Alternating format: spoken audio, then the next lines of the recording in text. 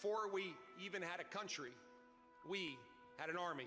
They started as a small, unorganized group of shop owners and farmers, but they fought the most powerful army in the entire world to a standstill in Concord, Lexington, and Bunker Hill.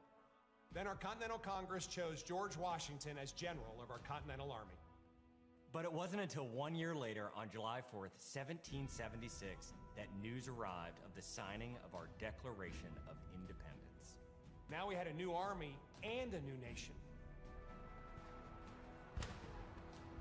With little gunpowder, no shoes, bloody feet, few cannons, little training, and even less food. Valley Forge started in December. They went into winter camp in December of 1777. Approximately 2,000 Americans died that winter of disease.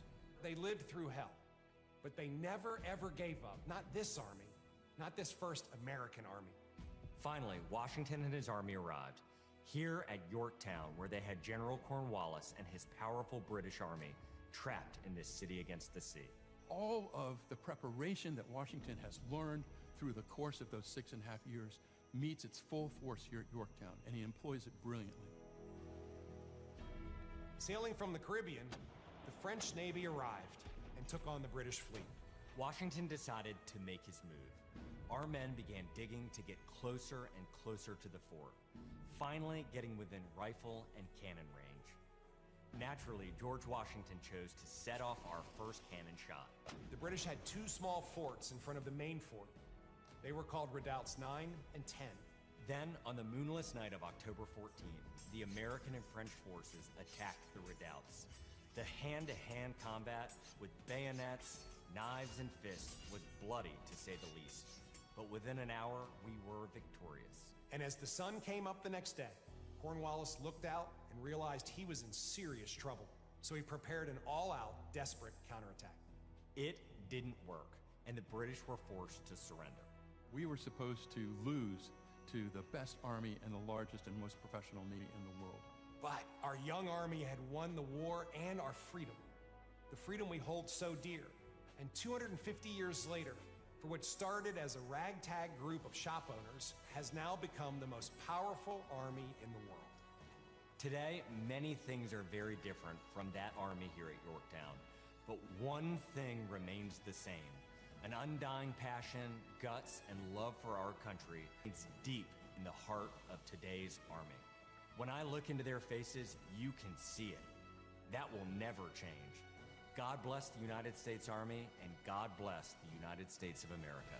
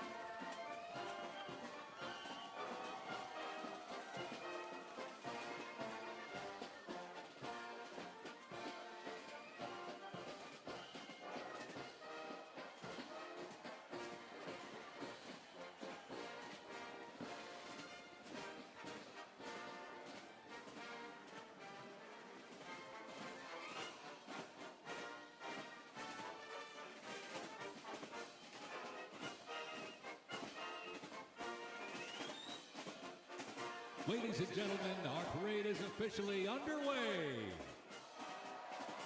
Up first, internationally renowned as one of the world's finest professional music organizations, the United States Army Band, Pershing Zone. They are the premier music organization of the U.S. Army, our nation's most senior service. Stationed at Joint Base Meyer-Henderson Hall, Virginia, it plays an important musical role in events of national and international significance. They were founded back in 1922 by Army Chief of Staff John J. Pershing. They're led today by Colonel Bruce R. Pulver and Drum Major Rob Moore. Today, Pershing Zone is playing a melody entitled The Army Goes Rolling Along. This was actually written in 1908 by the then Lieutenant Edmund Louis Snitz Gruber, which was a descendant of Franz Gruber, who composed Silent Night. It was originally written to be the 5th Artillery Regimental song titled The Caissons Go Rolling Along, and in 1956 the lyrics were revised by Harold Arberg as the official song of the U.S. Army, and then retitled The Army Goes Rolling Along. Pershing Zone carries on its century-old legacy, playing a march that brings pride to every soldier, the Army Song. The 3rd Infantry Regiment in the U.S. Army. Established back in 1784, the unit was dubbed the Old Guard by Major General Winfield Scott during a victory parade in Mexico City after the Mexican War. It is the U.S. Army's official ceremonial unit and presidential escort, conducting year-round tactical training to ensure the highest standards and utmost discipline of its soldiers. The unit routinely represents the U.S. Army and our nation in official ceremonies, major sporting events, and their own, the U.S. Army's own Twilight Tattoo. The Old Guard also maintains 24-hour vigil of the Tomb of the Unknown Soldier, while also conducting funeral services honoring our fallen heroes in Arlington National Cemetery. The regiment's 50 campaign streamers stand as a testament to its long, faithful service to our nation. Ladies and gentlemen, the 3rd Infantry Regiment, the Old Guard.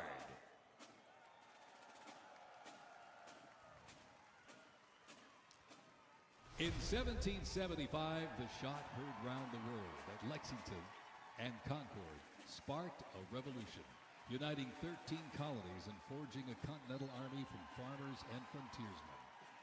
Against the odds, they turned the tide at Trenton and Saratoga, survived Valley Forge, and at Yorktown forced a British surrender, securing independence and giving birth to the United States of America.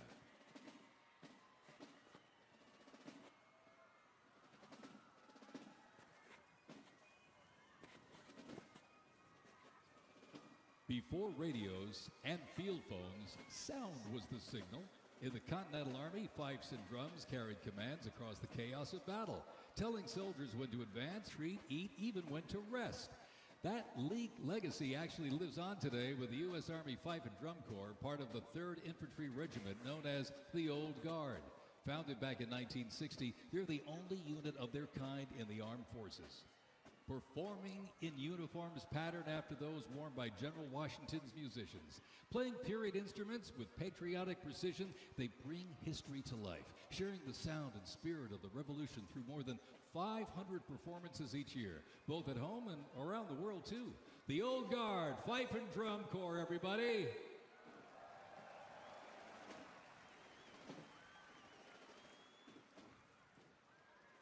And now, from high above, ladies and gentlemen, celebrating 250 years, your United States Army parachute team, the Golden Knights. Descending at over 120 miles an hour, the Golden Knights are using flexible wing gliders to maintain their formation.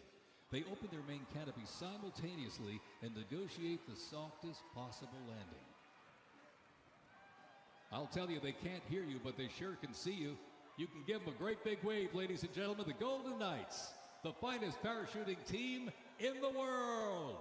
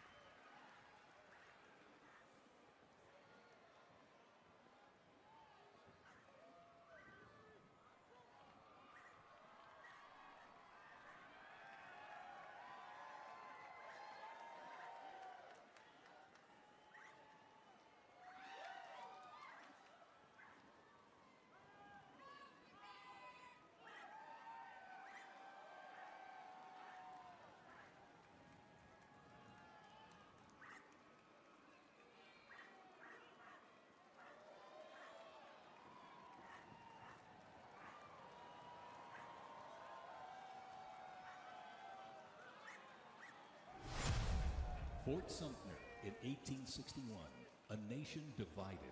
Over 4 brutal years, nearly 2 million soldiers fought to preserve the Union. Among them, 5 future presidents and the first recipients of a brand new military decoration, the Medal of Honor. With independence won, our nation's westward expansion began. The Army moved in step, guarding settlers as Native Scouts lit the way. Immigrants joined the cause, and the Buffalo Soldiers etched a legacy of grit and honor across the American frontier.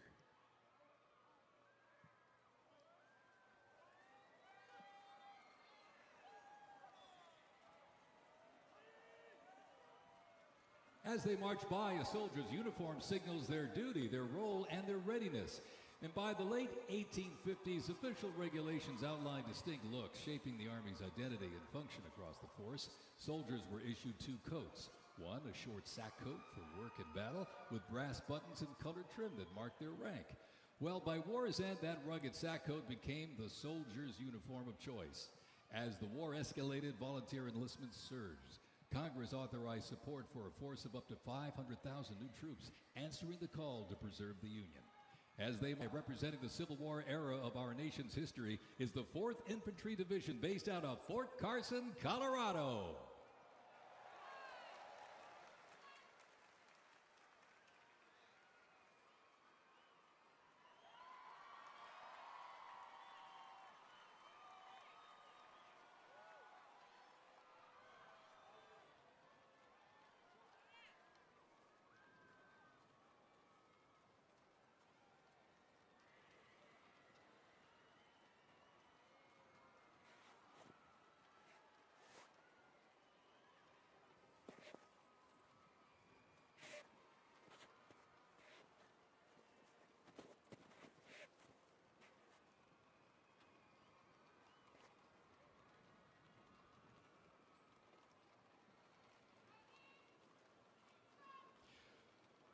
From Fort Cavazos, Texas, home of legends, the 1st Cavalry Division rides with pride. Born from the thunder of horse cavalry traditions of the Civil War, the 1st team forged its reputation on the front lines of history. They stormed Manila with the flying column, charged into Pyongyang as the first to breach the line and face the brutal crucible of Ia Drang, the first of 13 named campaigns in Vietnam where they proved their mettle. Today, that same warrior spirit lives on. You'll know the name, and you'll know them by their iconic cav hats, elite soldiers, and cutting-edge equipment. Tough, fit, fearless. The 1st Cavalry Division is a lethal, disciplined force that stands ready to fight and win anywhere, anytime. And the legacy rides on. This is the Cav.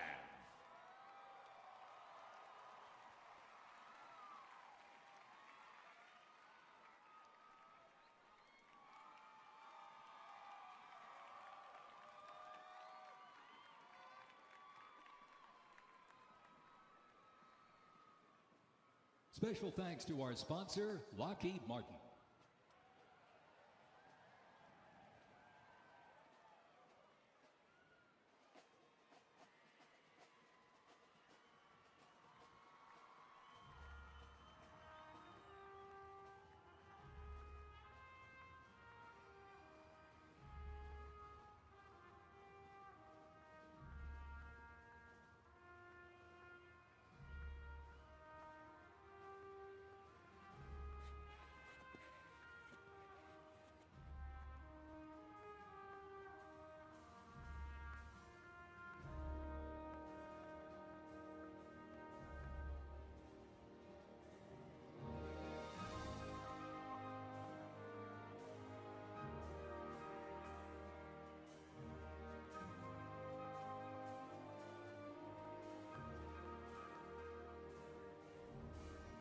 In 1914, years of escalating competition between European alliances culminate in the outbreak of the First World War. The 2 sides engage in the savage war of attrition, defined by opposing trenches, barbed wire, poison gas, and mass casualties. The United States initially maintained its neutrality, but was eventually drawn into the conflict in 1917. Despite having less than 130,000 soldiers at the beginning, the Army eventually grew to over 4 million, with nearly 2 million soldiers serving in Europe. In 6 months of fighting, nearly 50,000 Americans lost their lives, with another 190,000 wounded. The guns fell silent with the armistice of November 11th, 1918.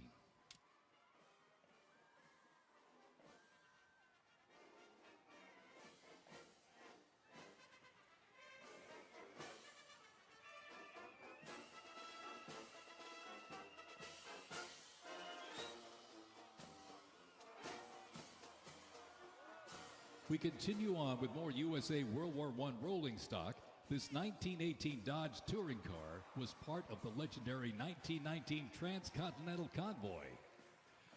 3,251 miles and 62 grueling days across the Lincoln Highway. And remember, no pavement, no GPS, and no power steering. Just grit, determination, and the drive to push Army mobility into the future. This car literally helped pave the way for the roads we rely on today, and reminds us when the Army moves, the nation follows. The 1918 Dodge Touring Car.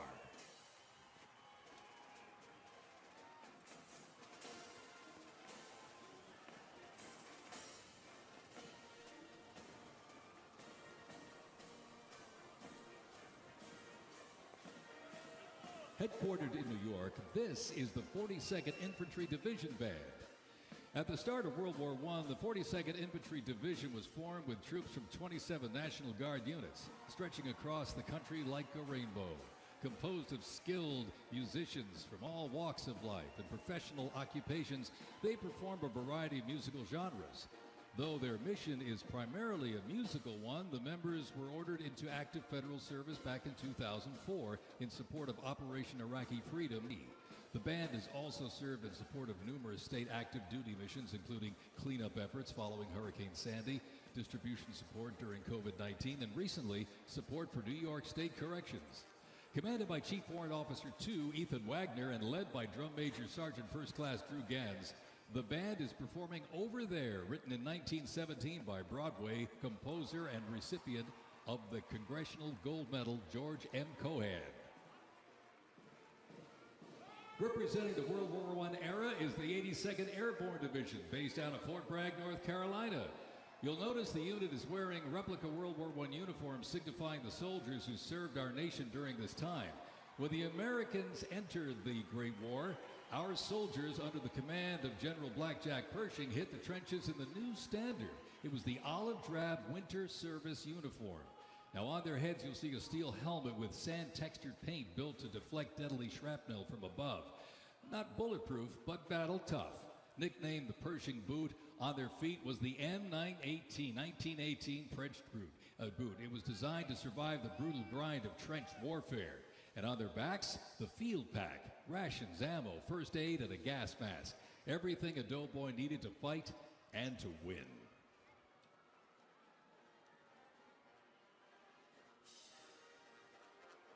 Incidentally, the 42nd Infantry Division was deployed to heavy combat abroad and then deployed again in World War II, ultimately liberating the Dachau concentration camp. The 42nd responded to the terrorist attacks on 9/11. Later, with the war on terrorism, the rainbow stretched across the world again, deploying in Iraq and Afghanistan.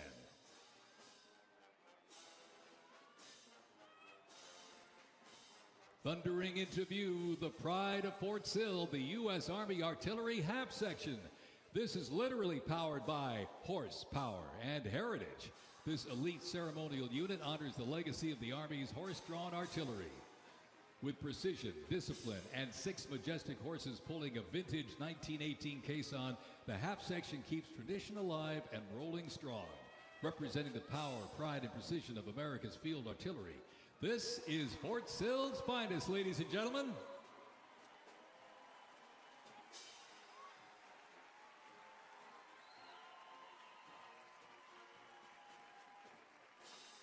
Special thanks to our sponsor, Form Energy.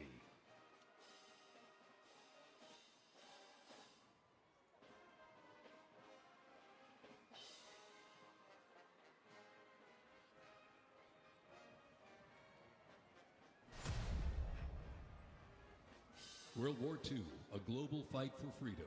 In history's darkest hour, the United States Army was on the front lines. From the beaches of Normandy to the islands of the Pacific, the greatest generation faced down tyranny and turn the tide.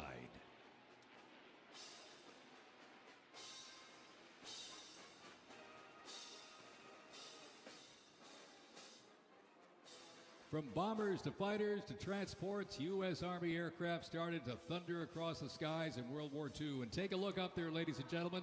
Flying overhead right now. They are fast, they are fierce, and famously used in the Doolittle raid over Tokyo. Leading up front, the mighty B-25 Mitchell. Up next, the Cadillac of the sky, the P-51 Mustang. From the sky, we're back down on the ground. In World War II, one vehicle led the charge, the legendary quarter-ton 4x4 command recon vehicle, the Jeep. You might have a Jeep in your driveway, but not like this. The U.S. Army truck quarter-ton 4x4 command reconnaissance, better known as the Jeep, was an iconic vehicle of World War II and was the world's first mass-produced four-wheel drive vehicle. The Army used the Jeep for almost every military activity, including command vehicles, scout cars, and medical ambulances. Fast, rugged, the Jeep became a symbol of American ingenuity.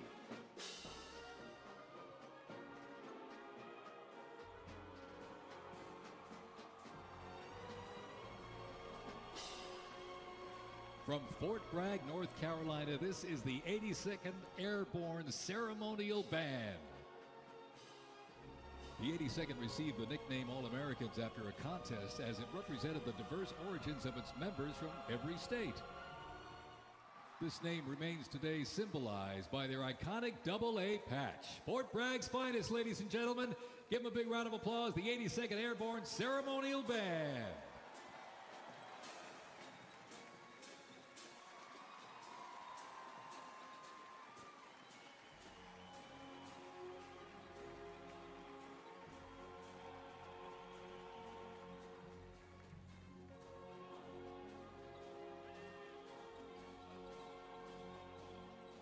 In a global fight like World War II, the U.S. Army knew our troops needed more than courage.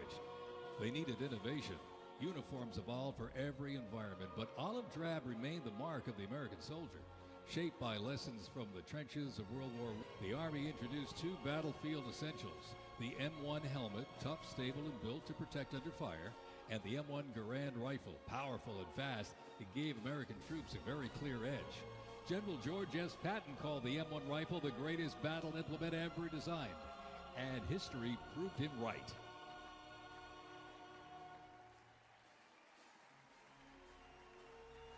The 82nd Airborne Division. The unit is best known for their bravery on D-Day, when 12,000 parachute and glider troops destroyed German supply lines after fighting for 33 days straight.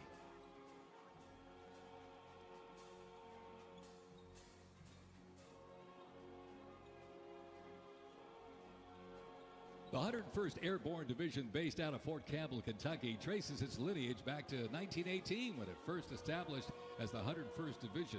Known for their ability to rapidly deploy across the world, the unit has held a crucial role in operations since its inception. From parachuting behind enemy lines on D-Day to leading helicopter assaults in Vietnam, the 101st redefined modern warfare. In the 50s, the Screaming Eagles stood tall at home, protecting the Little Rock Nine during the fight for civil rights. In recent decades, they've been sent across the world with stints as far as the Middle East, where they took part in Operation Desert Storm and participated extensively in the war on terrorism in Iraq and Afghanistan. The Screaming Eagles continue to lead the way as tomorrow's division in today's Army.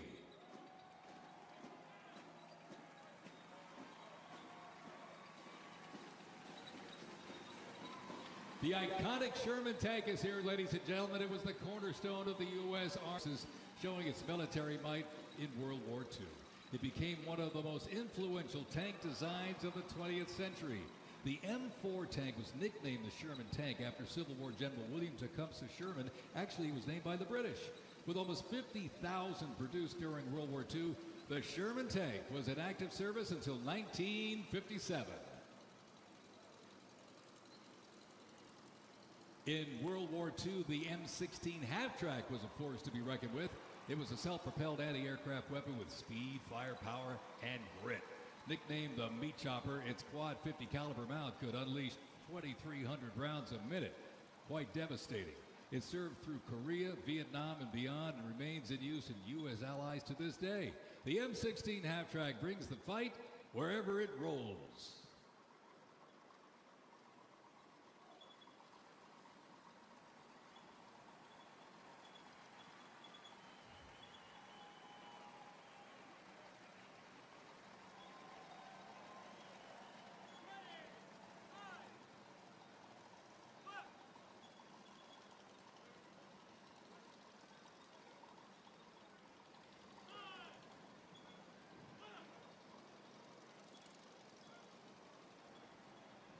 The U.S. Army Transportation Corps motto states, "Nothing happens until something moves."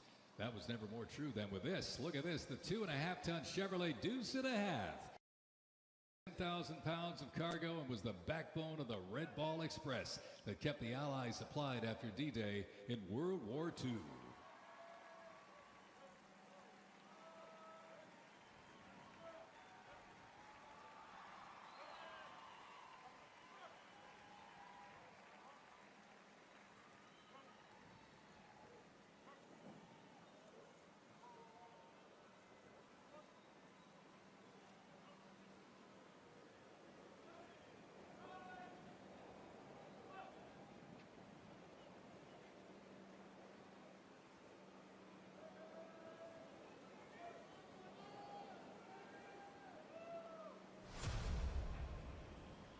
The Korean War, often referred to as the Forgotten War, began on June 25, 1950, with the North Korean Army's invasion of South Korea. A coalition of South Korea, the United States, and other United Nations members defeated the invasion and advanced into North Korea.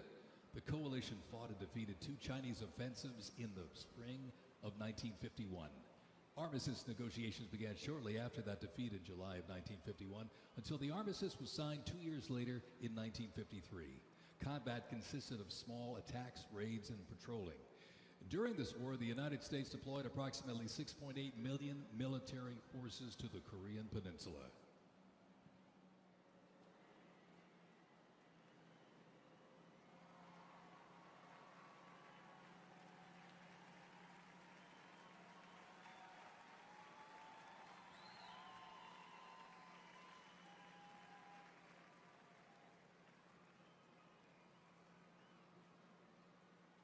Special thanks to our sponsor, Coinbase.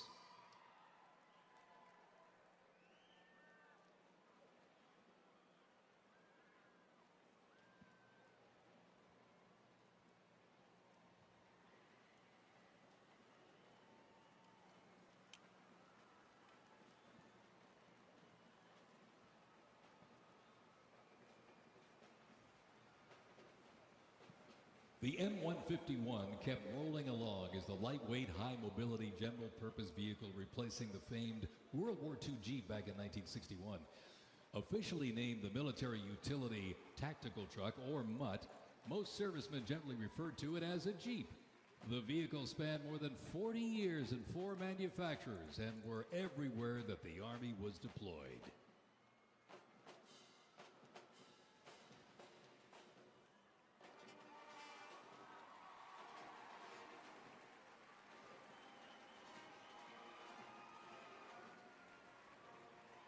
Another rolled by earlier, and at 2.5 tons, this Deuce and a Half, the M35A2 classic military transport truck, was a mainstay of the U.S. Army for decades, particularly during the Vietnam War and Operation Iraqi Freedom. The Deuce and a Half proved its value moving cargo, supplies, and soldiers. Its capabilities include up to 5,000 pounds off-road and 10,000 pounds on-road, making it ideal for moving just about anything. In the jungles of Vietnam, the U.S. Army faced a new kind of war. Helicopters became the new workhorses of battle, delivering troops, firepower, and supplies into some of the most unforgiving terrain on Earth. This is the U.S. Army in Vietnam, the era of air mobility, fierce firefights, and unwavering brotherhood.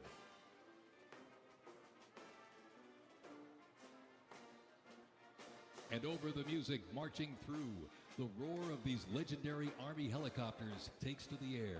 Flying overhead right now, they help define the Vietnam War.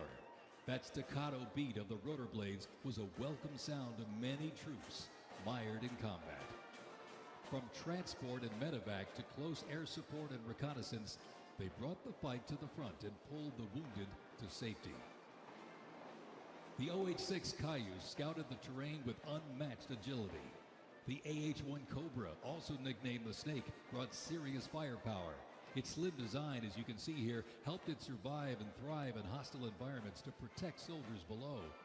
And the icon of the era, the UH-1 Huey, the first turbine-powered helicopter in service with the U.S. military. There was nothing the Huey couldn't do. General support, air assault, cargo transport, medic evacuation, and ground attack missions. The Cayuse, Cobra, and Huey, ladies and gentlemen, three iconic Army symbols in the sky.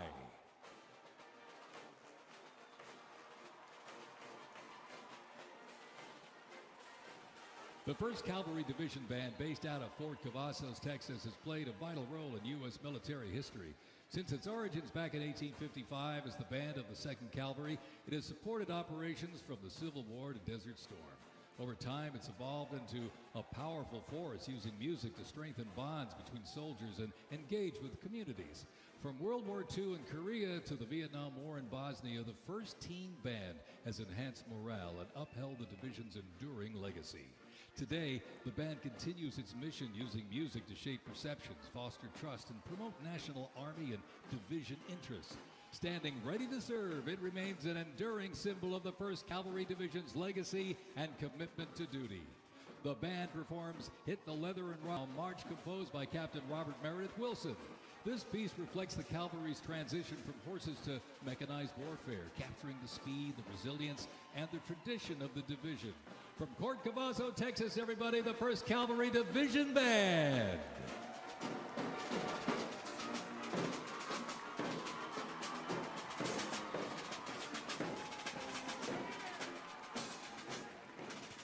The U.S. Army deployed large numbers of troops in support of the Vietnam War. The first contingent of U.S. Army advisors arrived in Vietnam in the late 1950s, and that quickly grew to a small team of around 100 soldiers, which then expanded to more than 600 over the next decade. As the war intensified, troops' numbers quickly grew as the war between the South Vietnamese government and the communist insurgents supported by North Vietnam intensified. By January 1969, more than 364,200 soldiers organized around 7 divisions and 20 separate combat brigades. The United States began withdrawing its forces in July of 1969, and the last Army combat unit left South Vietnam in August of '71. The last U.S. combat soldier came home March 1973, while a small number of non-combat personnel remained until April 1975.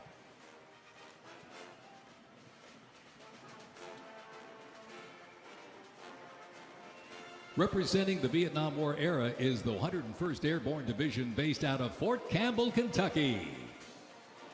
The unit is wearing replica Vietnam War uniforms, signifying the soldiers who served our nation during this time.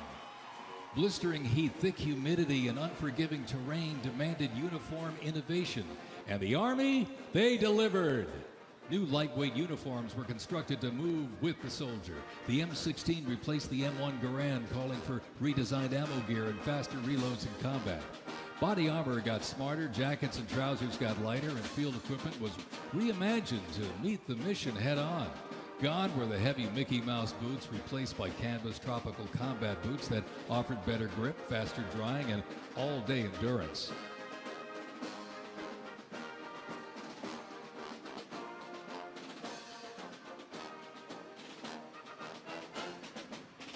Special thanks to our sponsor, Oracle.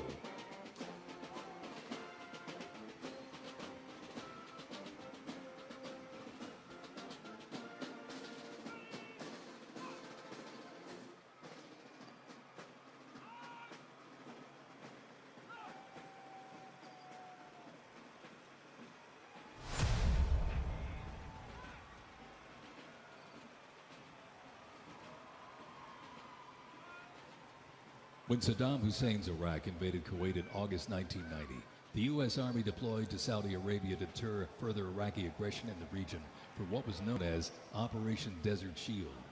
By the fall, more than 750,000 troops comprising U.S. service members and coalition partners from more than 30 countries had assembled in the Saudi Arabian desert.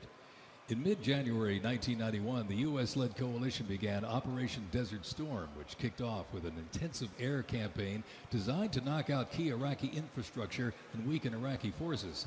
The ground offensive was launched in early 1991, where military forces overwhelmingly destroyed enemy tanks and vehicles. After only 100 hours of ground combat, coalition troops liberated Kuwait, and the Gulf War ended with Iraq's surrender.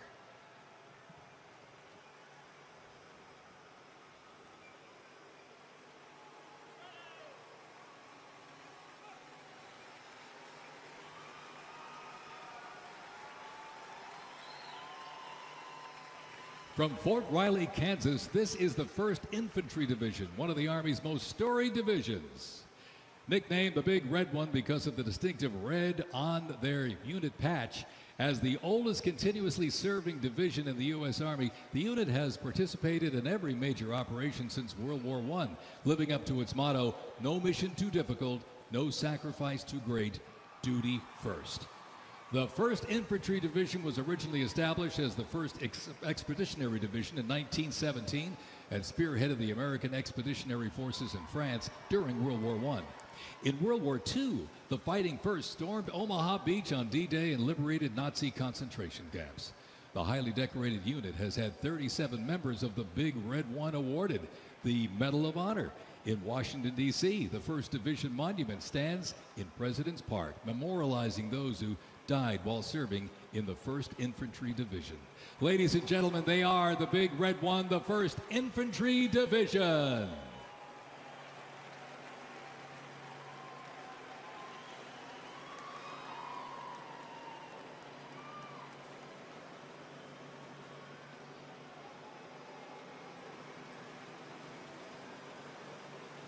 More military rolling stock. During Operation Desert Storm, the M2 Bradley fighting vehicle proved its value on the battlefield. It is fast, it is tough, and it is lethal. Named for General Omar Bradley, a leader for West Point's famed class of 1916, the Bradley was built to carry troops into combat with protection and power. Armed with a 25mm chain-driven cannon and twin-tube-launched, optically tacked, wire-guided missiles, it played a critical role in clearing the way during the ground assault into Iraq. While the Paladin looks and sounds like a tank, it is technically a self-propelled howitzer and was first introduced back in the 1960s. Over the years, it's been upgraded to perform in versatile battlefields from Vietnam to the Soviet Union to Iraq.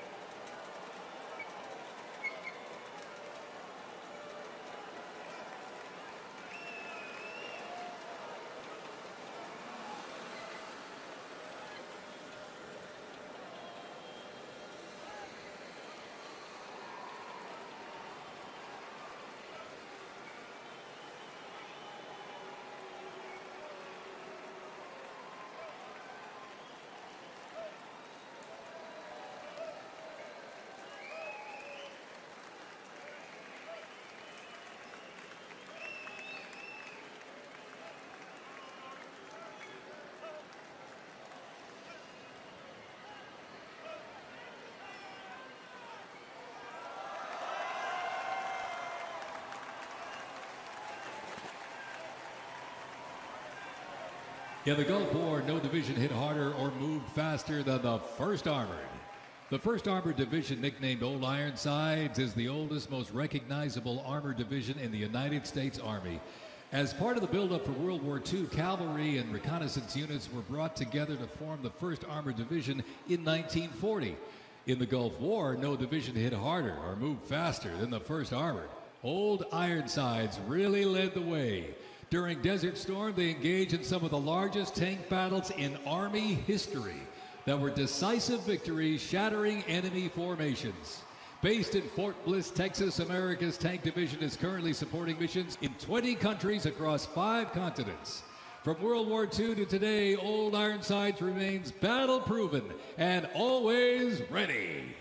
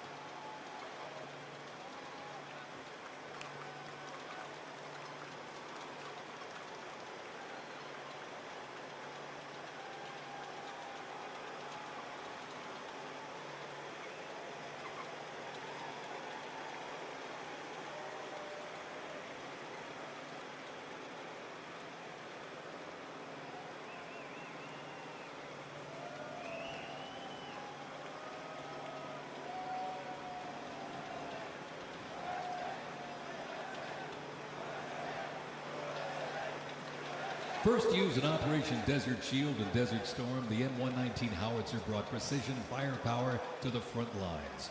Lighter and more mobile than larger artillery, it was built for the infantry brigade, able to fire high into the air or directly at the target depending on the mission. Whether used in battery formation or as a standalone support weapon, the M119 delivered reliable, responsible fire when it mattered most. Still in service today, including on the front lines in Ukraine, it remains a trusted part of the Army's arsenal.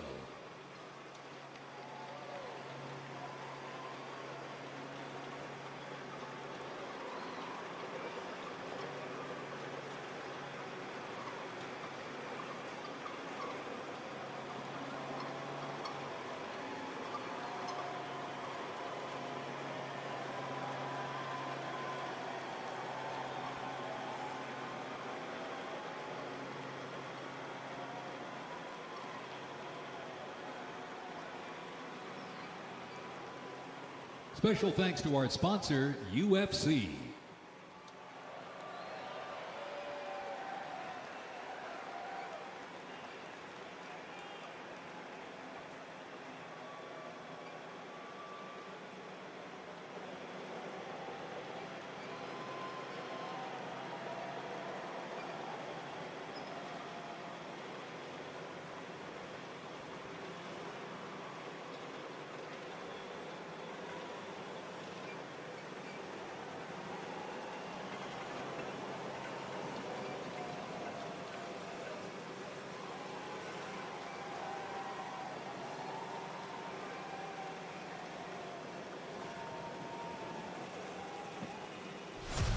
September 11, 2001, terrorists destroyed the World Trade Center in New York City and struck the Pentagon in Washington, D.C. using commercial airliners. In response, the U.S. launched the global war on terrorism. The U.S. would stop potential threats around the world and take the fight to terrorist groups and the nations that back them. The Army immediately deployed forces to Afghanistan to destroy Osama bin Laden's al-Qaeda terrorist organization and depose his sponsors, the ruling Taliban.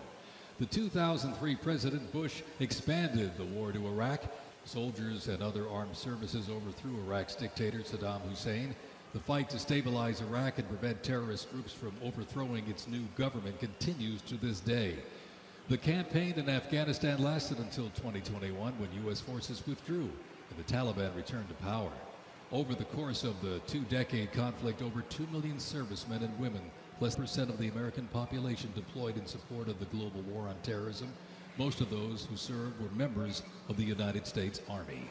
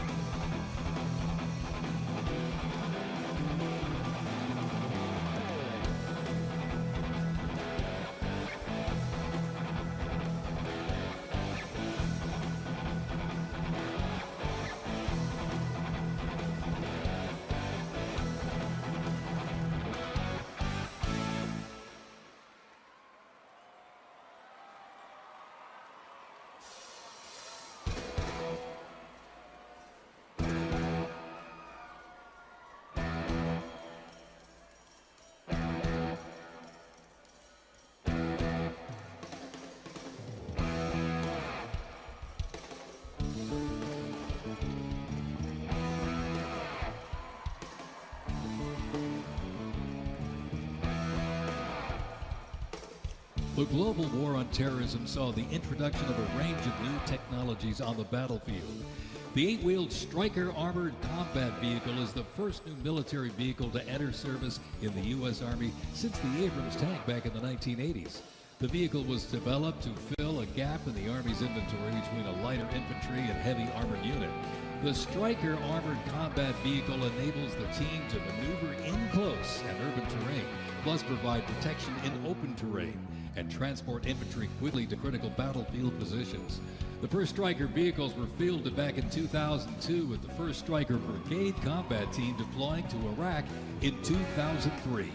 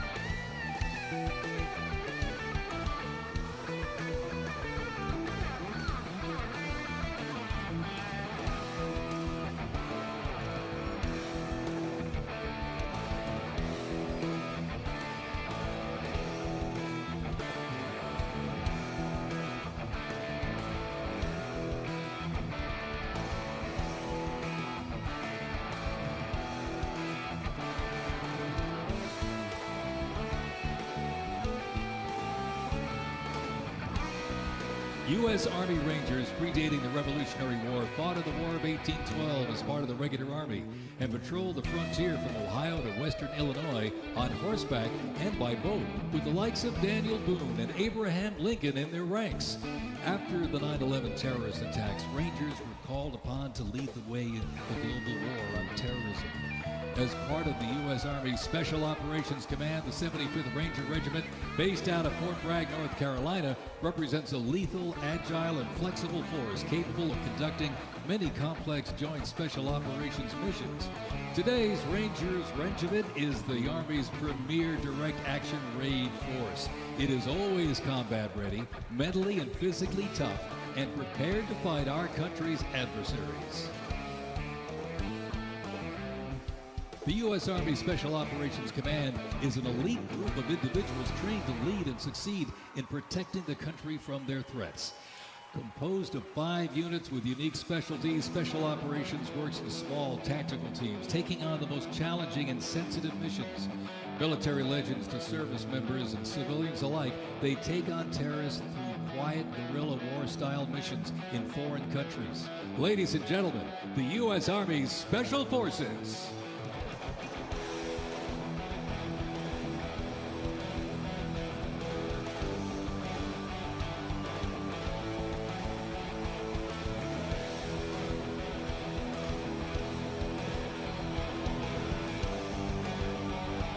The Stryker Brigade Combat Team combines the capacity for rapid deployment with survivability and tactical mobility. Adaptability and continuous transformation to overcome our enemies is vital. Fighting an elusive enemy in distant places and at home requires new tools such as unmanned aerial vehicles for surveillance and the Blue Force tracker to see real-time details of troop movements. The United States does not face the challenging international environment alone. Our network of allies and partners is an advantage that our adversaries can never hope to match. Over 80 nations have fought alongside the United States or assisted it during the global war on terrorism.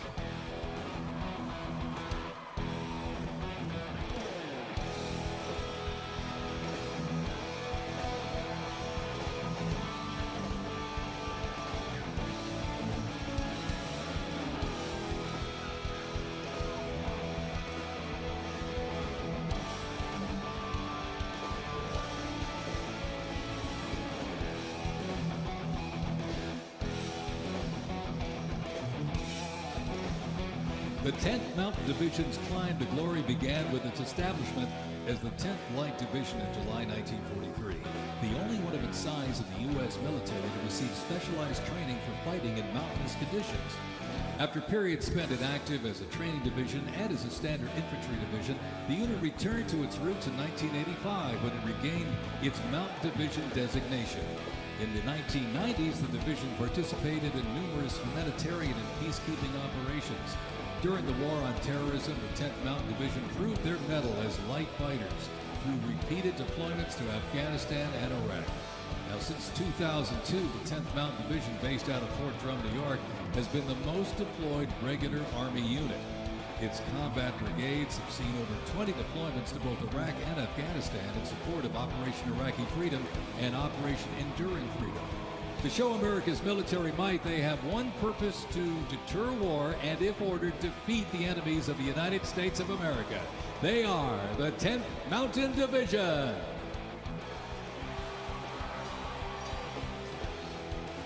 Investments in cutting-edge systems, drone technology, and ability strengthen the force, equipping soldiers with tools they need to protect the country and defend democracy. The Army has 8 Stryker Brigade combat teams, 6 in the component and 2 in the National Guard. More than 2/3 of the 7,000 servicemen and women who sacrificed their lives fighting the global war on terrorism were part of one of the Army's 3 branches: active duty forces, the Army Reserve, and the Army National Guard. The Army is continuously transforming to deter aggression to ensure our adversaries cannot outrange or outpace us. This transformation is not just about adapting, it's about maintaining dominance, ensuring that America's Army remains unmatched in its speed, flexibility, and ability to support the nation's strategic priorities.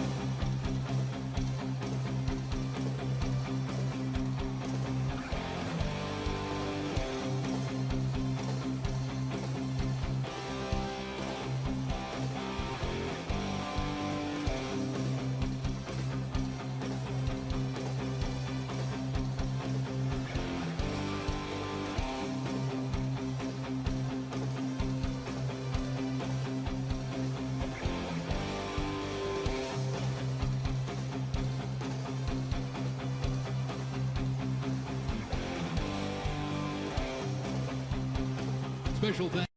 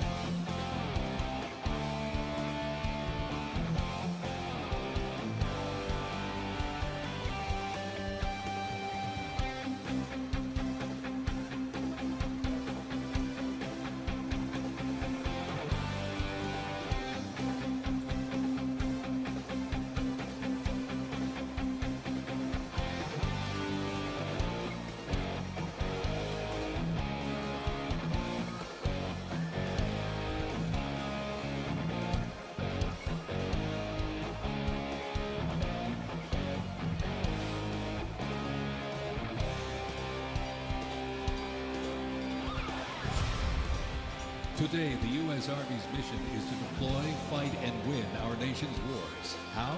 By securing ready, prompt, and sustained land dominance by Army forces across the full spectrum of the conflict as part of the joint force.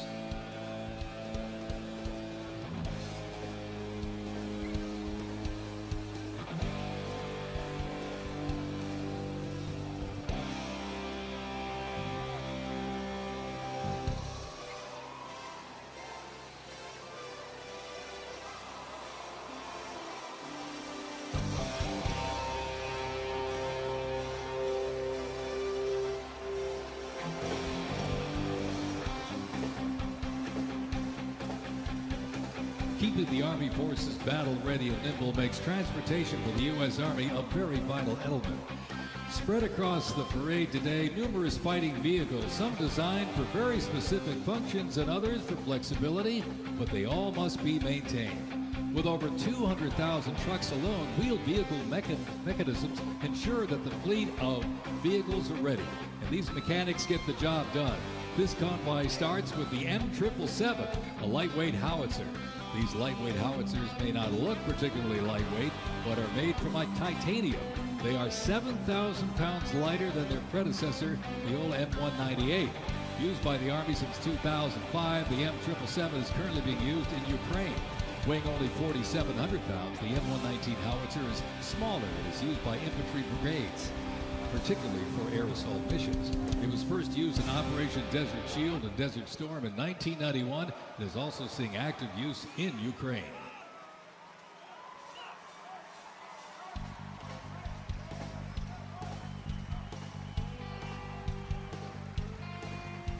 The 7th Infantry Division, stationed at Joint Base Lewis McChord, has been seeing continuous combat action ever since activation in World War I. From Europe to the Aleutian Islands, Japan, Korea, Afghanistan, and the Pacific, the Bayonet Division boasts a proud history of answering the call of its motto, "Trust in me," with resolute dedication. Sent to deployments and conflicts around the globe since it was founded, the division returned to Fort Lewis in 1971, its first time on American soil since 1934. The 7th Division, originally called the Hourglass Division due to their patch design, gained the nickname Bayonet Division during their deployment to Korea in June of 1950. At Incheon Landing and during the liberation of Seoul, they were credited with plunging the bayonet into the heart of the enemy, with 13 members of the division receiving the Medal of Honor. The 7th enables and sustains the combat readiness of 2 Stryker Brigade combat teams and a Combat Aviation Brigade.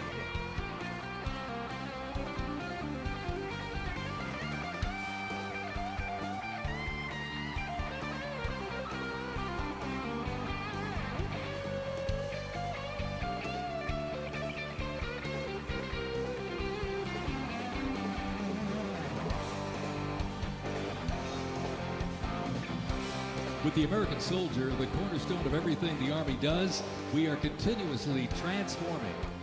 Army careers span the spectrum from attorneys to astronauts and mechanics to engineers. The Army's greatest asset is our people, the finest men and women our great nation has to offer, with a myriad of talents that make us stronger. Aside from its people, the Army's next greatest asset is its technology and equipment. Coming up next, these vehicles offer a glimpse of what the Army employs for readiness and battle. The portable howitzers and the portable Abrams tank were used extensively in the Gulf War, along with Bradley tanks and the infantry squad vehicle. The ISB provides enhanced tactical mobility of an infantry brigade combat team. This allows commanders greater freedom of movement and action. The ISB provides the warfighter with increased flexibility to ensure infantry units maintain momentum to achieve mission success.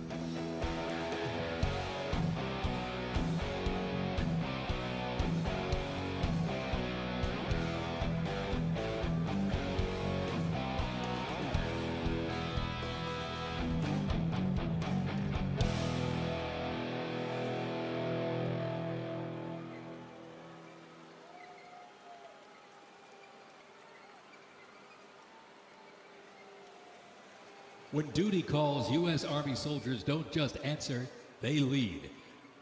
From Fort Bragg, witness a powerful demonstration of strength, purpose, and the unmatched capability of today's Army.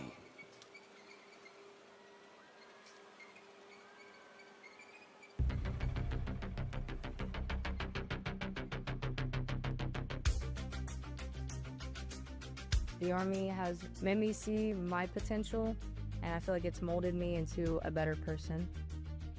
I grew up in a very patriotic household. My grandfather, he served in World War II, and his brother, my uncle, served in Vietnam. I can do this. If they can do this, I can do this. When I was born, my dad was still serving in the military, and him coming home in his uniform, I'm like, yeah, I want to do that. Ready for takeoff. My motivation, I think it follows in line. I think with what my family's done is kind of a sense of duty to serve our country and give back since it's given us so much. I'm a very, let's say, timid person, but definitely helped me become a more confident person.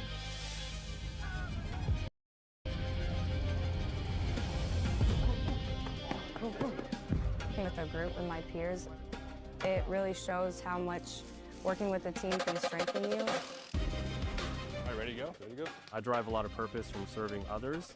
I think serving something bigger than myself gets me out of bed every day. If you follow it up, keep going.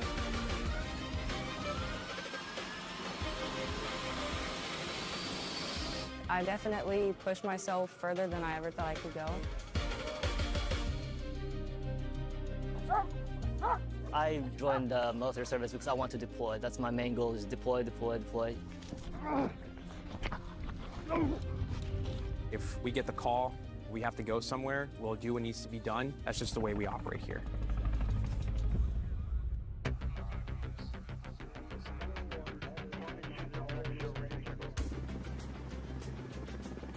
This is one of the few jobs in the nation where we all take an oath to say, I'm willing to put my life on the line for you, and they're willing to put their life on the line for me.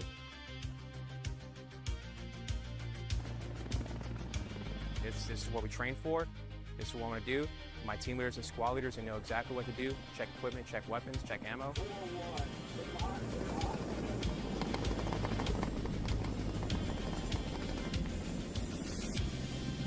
We're always ready to deploy within 18 hours and handle the mission at task.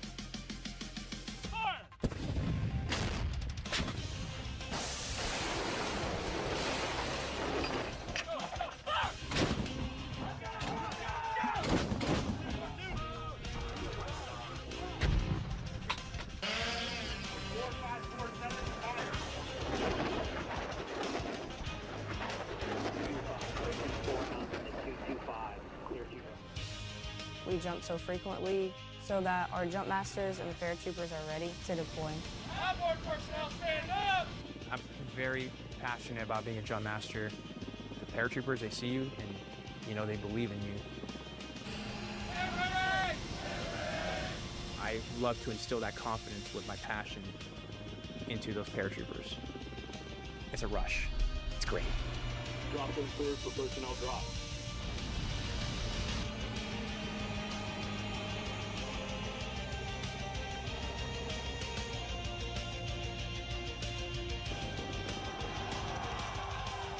This week we honor 250 years of valor and glory and triumph by the greatest fighting force ever to walk the face of the earth, the United States Army.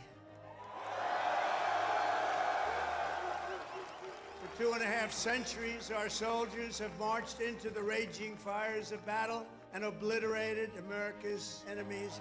I love the Army. It is a great place to set yourself up for success, to prepare yourself for the future. God bless you, God bless our soldiers, and God bless the U.S. Army.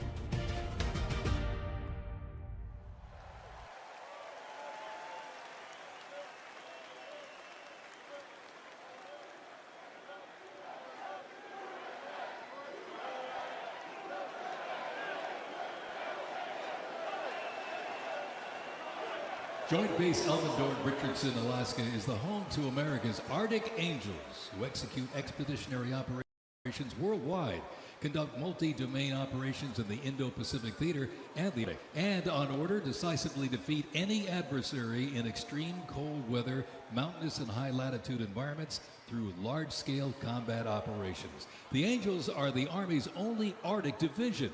Masters of Arctic warfare, the 11th serves worldwide in all climates. Established in November of 1942, the Angels of the 11th Airborne Division led the way in the Philippines during World War II and spearheaded an amphibious invasion of Luzon and distinguished themselves during the liberation of Manila.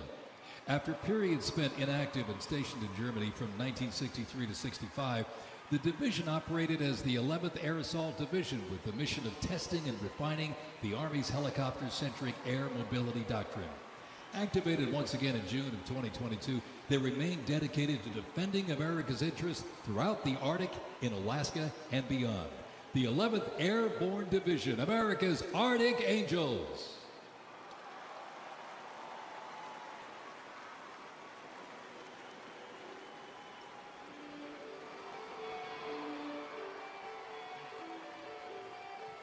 Requiring ongoing maintenance in the field and on base because nothing happens until something moves, wheeled vehicle mechanics supervise and perform maintenance, repair, and recovery operations on vehicles that serve the Army in a variety of mission-critical roles. Included in the array of mobile artillery such as Paladins and the Abrams tank is the Joint Light Tactical Vehicle known as the JLTV. It's highly adaptable, providing protected and sustained mobility for personnel and payloads. The JLTV is known for its off-road capability while providing armor against small arms and improvised explosive devices. The JLTV right there.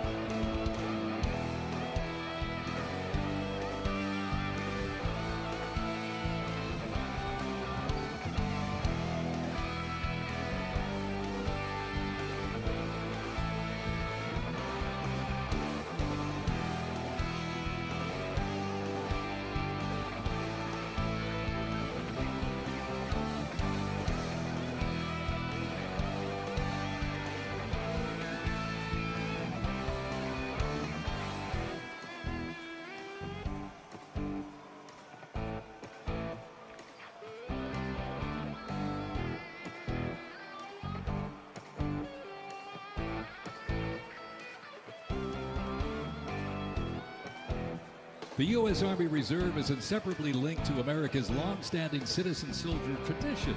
Organizationally, the Reserve's roots lie in the Medical Reserve Corps, established back in 1908 to provide a ready reserve of medical manpower. This organization was folded into the new offices of the Officers Reserve Corps in 1917. Reserve organizations furnished crucial manpower to the Army during World War I and were merged into 1920 into the Organization of Organized Reserve. During World War II, the Army activated 26 organized reserve infantry divisions, and roughly a quarter of the Army's officer corps came from the reserves during the conflict. During the Korean War, the Organized Reserve Corps was reorganized and redesignated the U.S. Army Reserve. The Army Reserve has since served as a vital source of manpower for the force during times of need, gradually transitioning from a strategic force to an operational force in response to the pressures of the war on terrorism. In the 170,000 Army Reserve soldiers and 11,000 civilians serving their home communities, and when needed, they can quickly mobilize. The Army can't deploy, they can't fight or win without the Army Reserve. They are an important component of Army readiness. Let's have a big hand for the Army Reserve.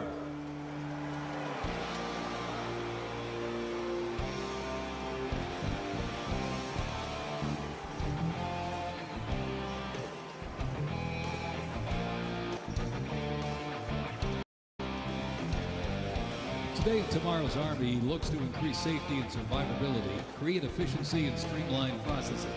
The Stryker is a great example of assessing evolving needs and developing the solution. Strykers provide a balance between heavy armor and infantry brigade and combat teams.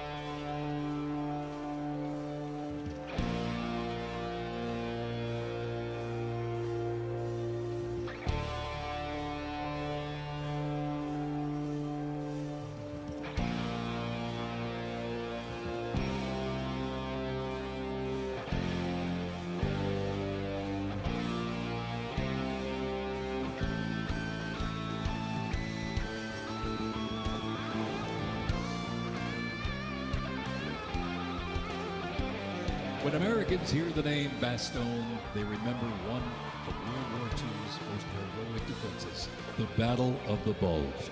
Surrounded by German forces in the frozen forests of Belgium in December 1944, soldiers of the 101st Airborne held the line.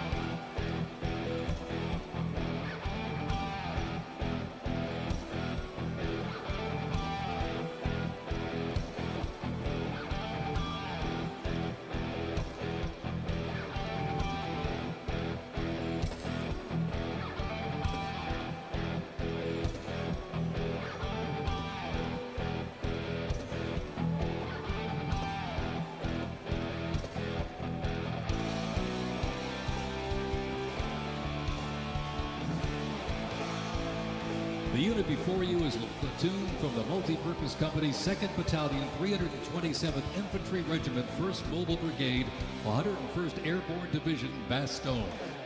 They are showcasing the Army's Transformation in Contact Initiative, a program that allows the Army to rapidly test, evaluate, and equip our soldiers with the newest technologies. Modern, mobile, and mission-ready, the Bastogne Brigade continues to adapt to new threats while staying rooted in the fierce resilience that defined its birth. They are carrying the next-generation squad weapons, the XM7 and XM250, both equipped with the XM157 optic.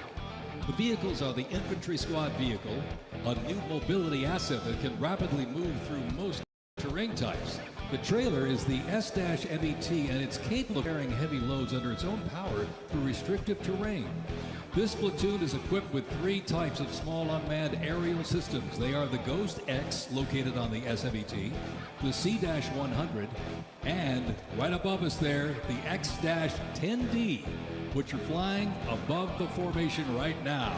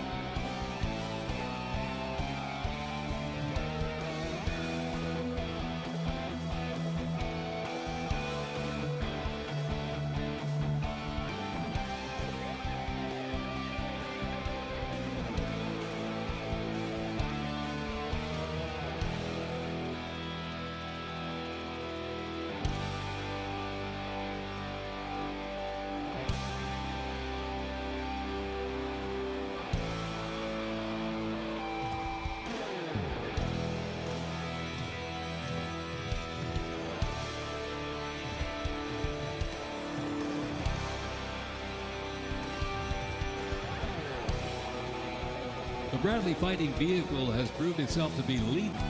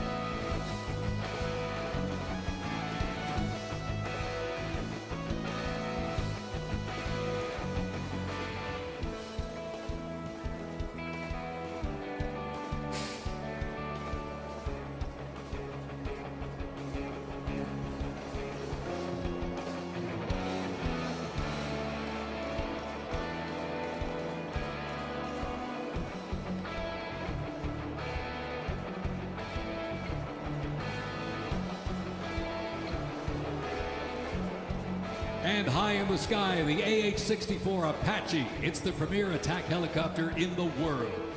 The Apache entered service in the mid-1980s and continues to evolve and modify to meet worldwide threats. It can deliver intense fire on the battlefield with an array of aerial rockets, guided Hellfire missiles, along with 30mm cannon fire. The aircraft you see here is configured with a sophisticated targeting radar system and can operate in poor visibility and in the black of night. With more than 1,280 aircraft in operation accumulating over 5 million flight hours, 1.3 million of which have been in combat, the AH-64 Apache represents the backbone of the U.S. Army's attack helicopter fleet and a growing number of international defense forces.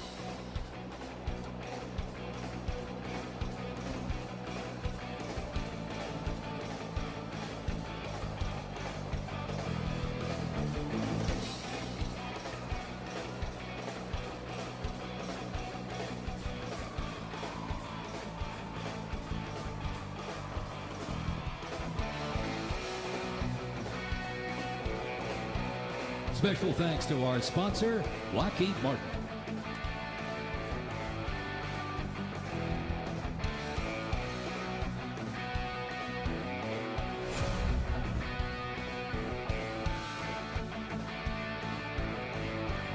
Now, let's roll on to the future of Army readiness. The Army Research Laboratory robot dogs reflect the latest in Army innovation. Look at this. Much like a true canine, these robots can go where soldiers cannot. They have increased mobility, improved tactical awareness, reduced risk to soldiers, and enhanced teamwork. Replacing soldiers, robot dogs can explore terrain that may be difficult for soldiers to traverse, dispose of explosive ordnance, and act in defensive posture or aggressive capacity when armed.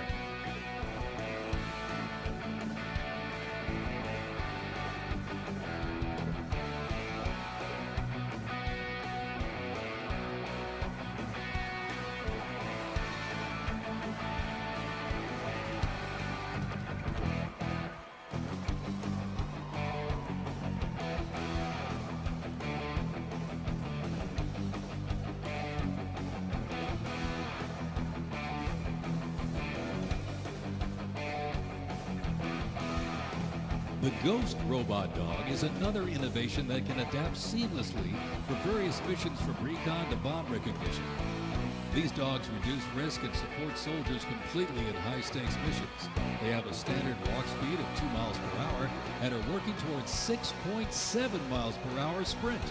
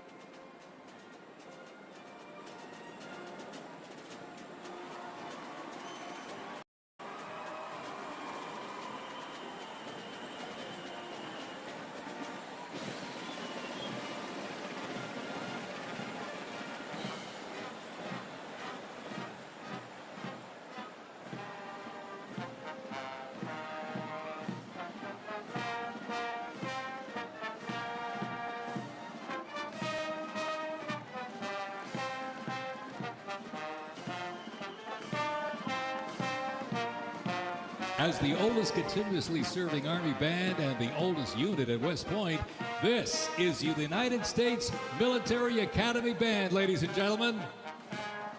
West Point Band traces its history to a single drummer and fifer appointed by George Washington during the American Revolution. Over the next 2 centuries, this band evolved into one of the most capable and versatile performing groups in the world.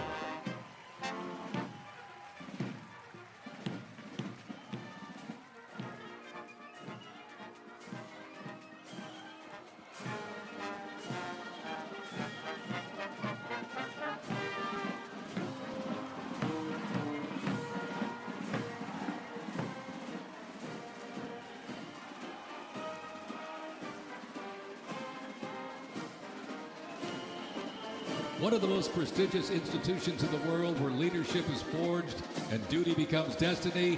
This is West Point, where Army leaders are made. With the motto of duty, honor, and country, West Point trains the best and brightest to serve their country as Army officers. Founded back in 1802 by President Thomas Jefferson, West Point is the home of the Long Gray Line, a legacy of courage and excellence that includes 77 Medal of Honor recipients, 2 U.S. presidents, Grant and Eisenhower, and numerous generals, including John J. Pershing, Douglas MacArthur, and Norman Schwarzkopf.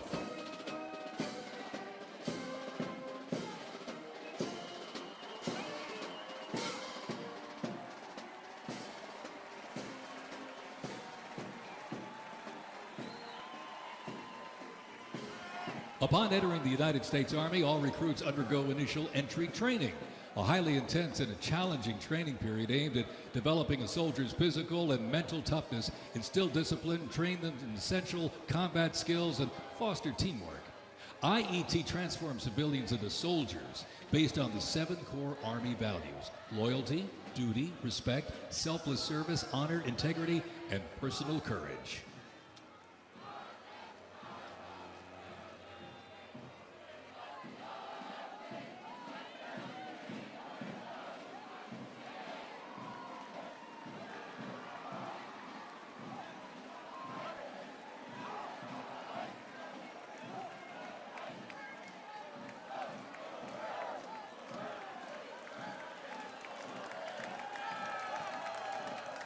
The Virginia Military Institute, on a mission to produce citizen soldiers, men and women educated for civilian life, prepared to serve their country in the armed forces.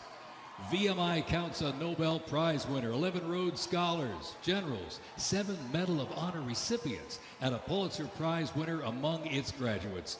As one of the nation's senior military colleges, students at Virginia Military Institute can participate in Army ROTC or the Corps of Cadets. While cadets in the Corps can serve in any branch of the United States military or pursue other careers, those in Army ROTC earn their commission as officers, ready to serve on active duty in the National Guard or Army Reserve. Each year, the Army Senior ROTC Blue Ridge Battalion commissions approximately 130 second lieutenants, ensuring that excellence in leadership continues in generations to come.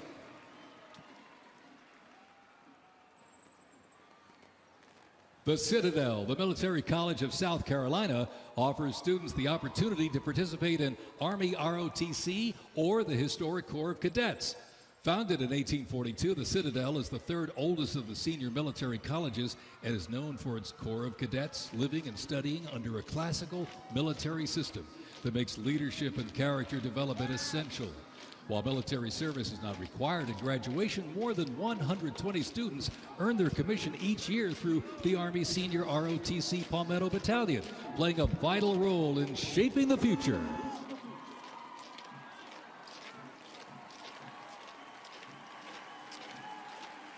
As one of the nation's senior military colleges, Texas A&M University is home to both Army ROTC and the renowned Corps of Cadets.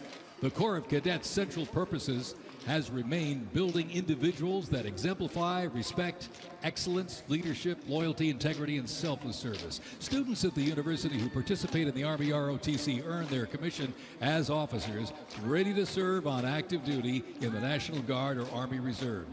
Each year, the Army Senior ROTC Warrior Training Battalion at Texas A&M proudly commissions more than 90 second lieutenants and is honored to shape the future leaders of the U.S. Army.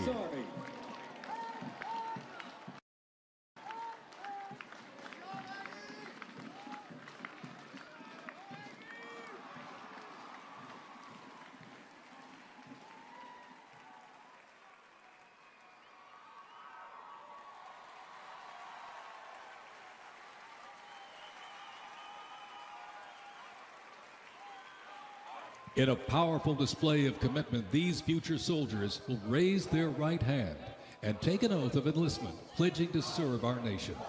This joint formation is proudly led by the Joint Task Force, National Capital Region, and the Military District of Washington Retention Team.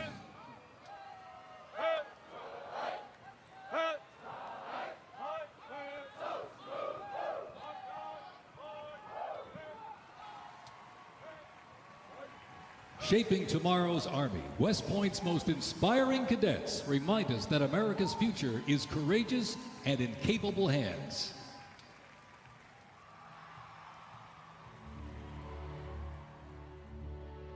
The pride to serve my country knows that I'm doing it not for myself. Every day I put on the uniform, I'm not just representing Caroline Robinson. I'm representing my company here at the Academy. I'm representing West Point.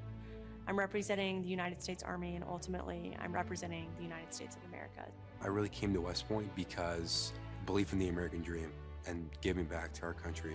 You're a part of something that is much bigger than yourself. You're a part of a tradition of excellence and a legacy that's connected not only to the Academy, but to the American Army. I'm surrounded by people who want to make themselves better and serve our country.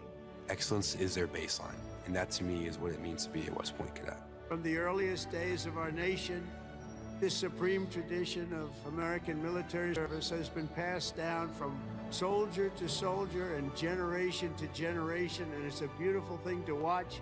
My brother preceded me here, and originally I didn't really know what West Point was until he came.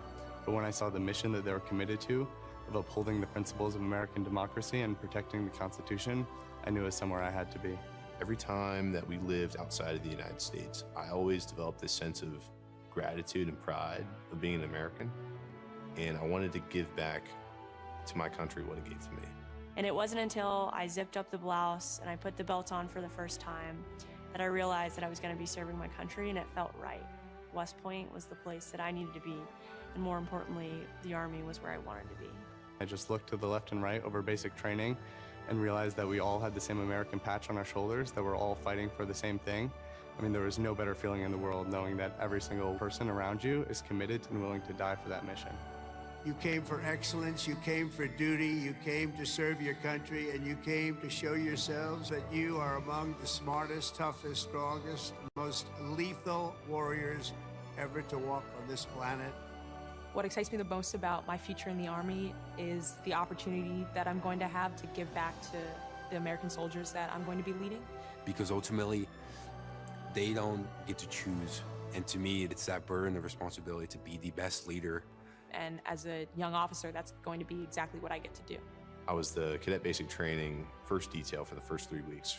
I got to see the new cadets come in from their families' homes and being in process on their very first day and watching them grow so quickly. I would do all the formations, and I looked out at these 1,000 new cadets, people who just come out of high school. They were completely different people. I don't think there's an institution in the country like West Point where the student body is so committed to furthering the mission of America and ensuring our democracy and freedom for generations to come.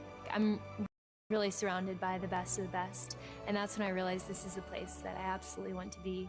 West Point itself is an amazing institution, but it only provides opportunities. The people here have to choose to take those opportunities and grow and lead and serve. And the people here want to do that. And I'm proud to be a part of that, and I would tell any high schooler who is considering it, you won't regret it.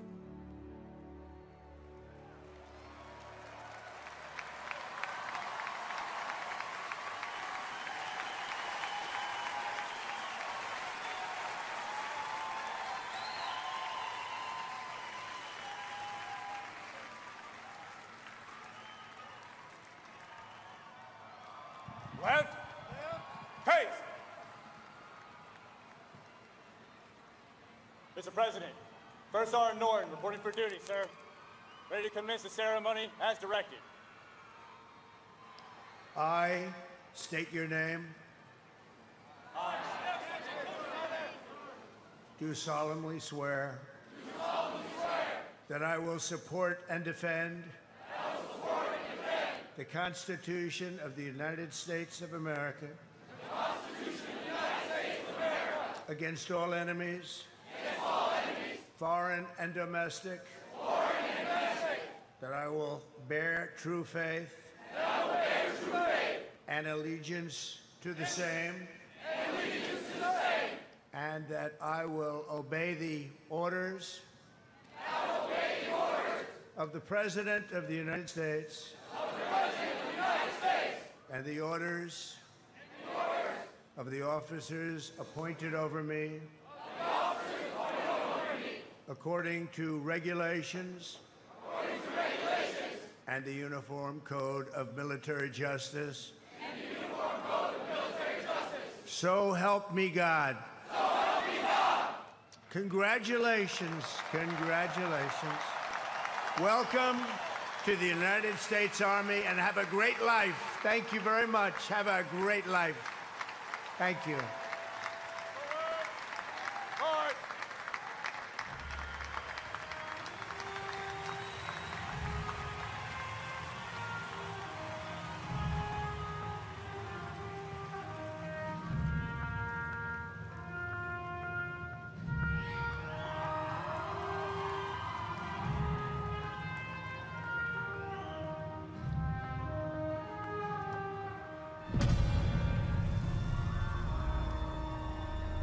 Ranger School is the best life insurance policy for our Army.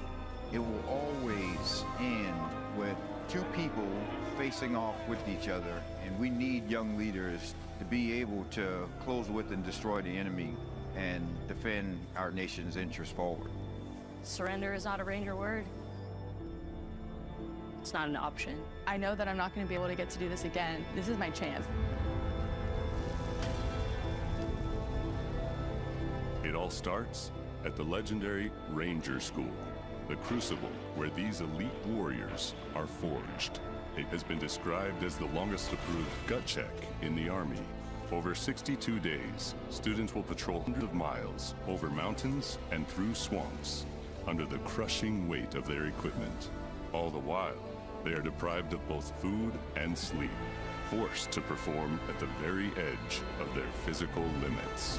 But it's not just the physical challenges that make Ranger School so intense. The mental strain will break these soldiers down to their core. If I have a come-to-God moment, I have to take my PC off my patrol cap, and on the inside of that, my commander gave me a Ranger tab, the yellow and black one that you get during graduation, and I pinned it to the inside of my PC. Ranger School is not for the faint of heart, but for those who are up to the challenge, it is the ultimate proving ground. They already didn't have enough beds for the people in our company. And our eyes reminded us that we don't have enough beds because there's not going to be this many people by tomorrow. Just a slight reminder that there's too many of you anyways, and not all of you are going to pass. Rangers, if you don't figure it out, you're about to get another casualty. It's completely different than what people would think Ranger School is like, but you can't put that into words, so it's hard to tell somebody something that you have to experience for yourself. They got a saying, it's called as the tab turns. So Ranger School is continuing to change and to develop, but at the end of the day, it is the same, right? They're always going to put you in scenarios that is going to test your ability to actually make decisions on the ground. As you go through Ranger School, it is a gut check. It's going to check you out. And what's going to get you through it is whether you have it or not. Thousands and thousands of soldiers train all their lives to come here, prepare themselves to come to Ranger School, and only a few hundred leave here every class with the tab. It's not for everyone. I'm not going to leave until I get it. So just buckle down, stop complaining, and just get the job done.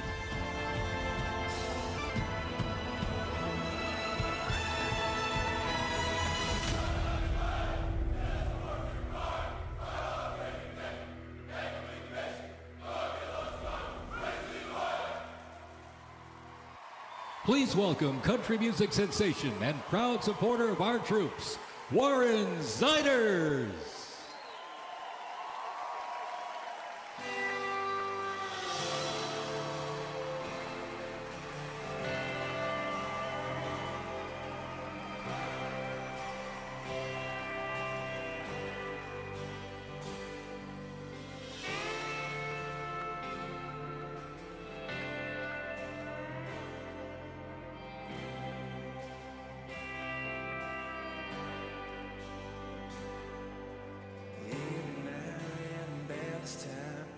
Like she knows I'm lonely, rolls up when a wine's gone like a record on repeat, laying on old memories and talking about what we used to be. She'd probably be the dead of me, but damn if it ain't sweet. She's my pretty little poison, my heartache in the night with a kiss on her lips just like cyanide. Yeah.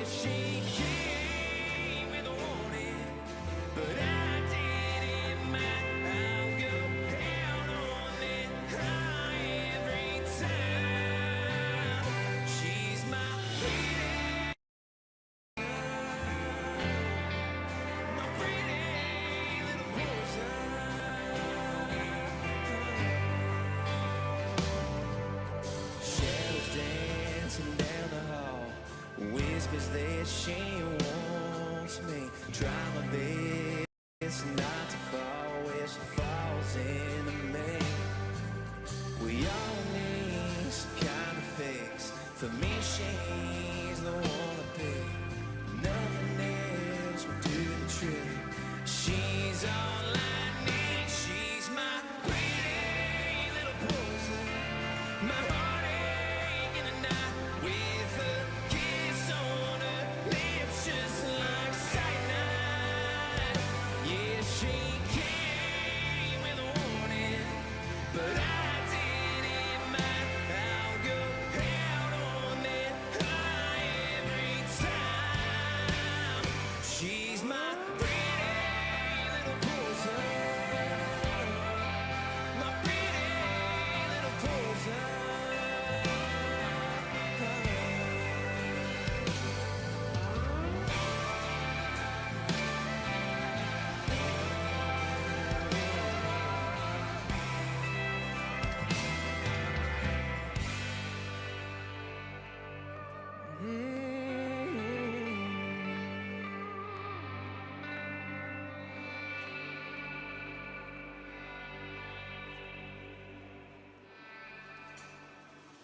Some I guess it's alcohol. I want none of y'all. I just want you. No, I just want you. My pretty little poison. My heartache in the night with a kiss on her lips just like cyanide. Yeah, she came with a warning, but I didn't mind. I'll go out on that high every time. She's my pretty little poison. My pretty little poison. She's my pretty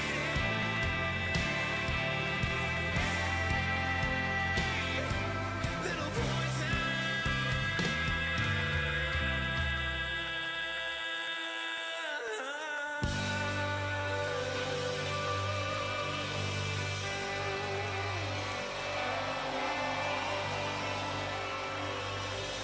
Thank you. I'm not gonna lie, y'all. I'm nervous, but I would just like to say thank you so much for having me here tonight. I am just so fortunate to be here in front of y'all, and thank you guys so much for what you guys do. And honestly, happy birthday, y'all. Happy birthday.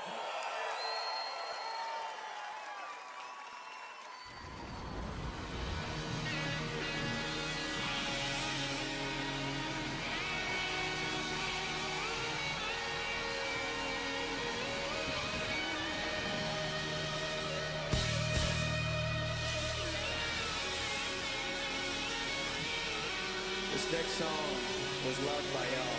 So if you know the words, please sing along. This song's called Ride the Lightning, y'all.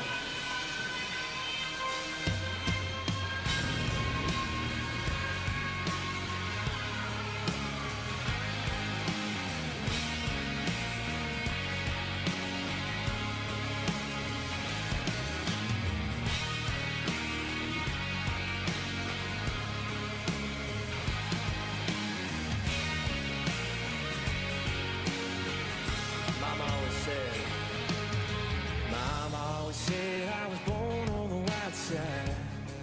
Yes, she did. One foot in the flames and the other trying to walk the line. Can't say I never saw it coming. I could see the warning signs. Mama always said I was born on the wild side. I guess Mama was right. 'Cause when the clock strikes midnight, gonna ride the lightning, feel the thunder, till the darkness pulls me under. Gonna fly on wings of fire, breathing good, Lord lifts me high. Singing, oh, when they call me on. Singing, oh, when they call me on. Gonna ride the lightning.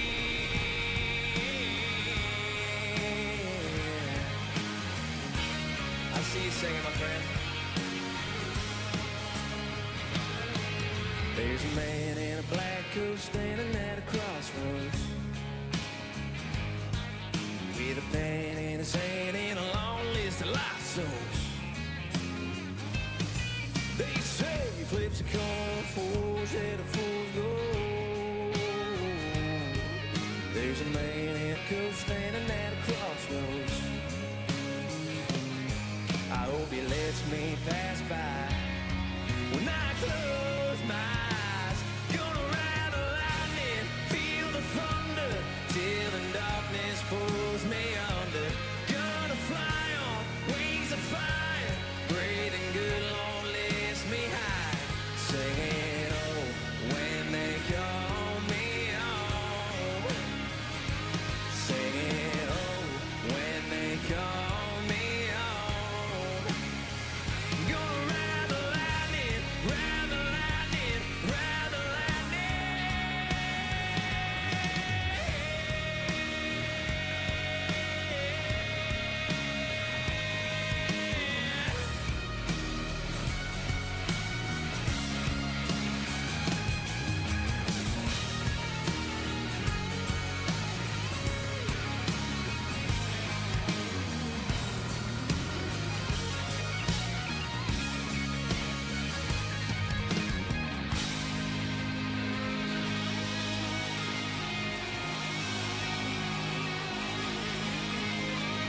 We got one more chorus, y'all.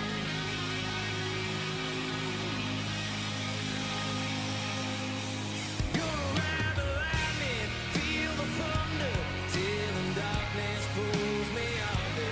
Gonna fly on wings of fire, breathing good, Lord lifts me high. Singing, oh, when they call me home. Singing, oh, when they call me home. Gonna ride the lightning. Gonna ride the lightning.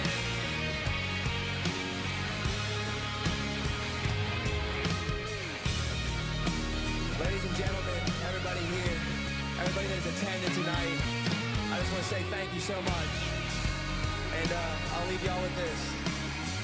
I'm more insiders, y'all. Thanks for having me.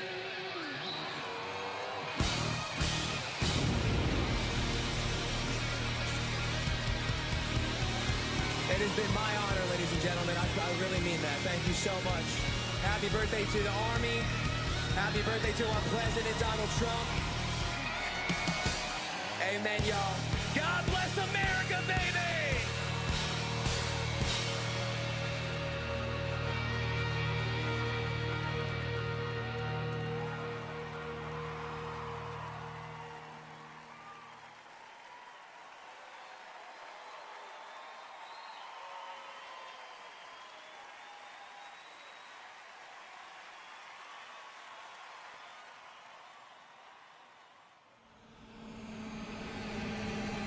This week we honor 250 years of valor and glory and triumph by the greatest fighting force ever to walk the face of the earth, the United States Army.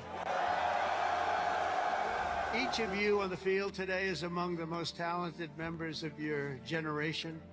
You could have done anything you wanted. You could have gone anywhere. You could have gone to any school. Matt's incredible heroism helped ensure that not a single American soldier died in the Battle of Shock Valley. For 2.5 centuries, our soldiers have marched into the raging fires of battle and obliterated America's enemies.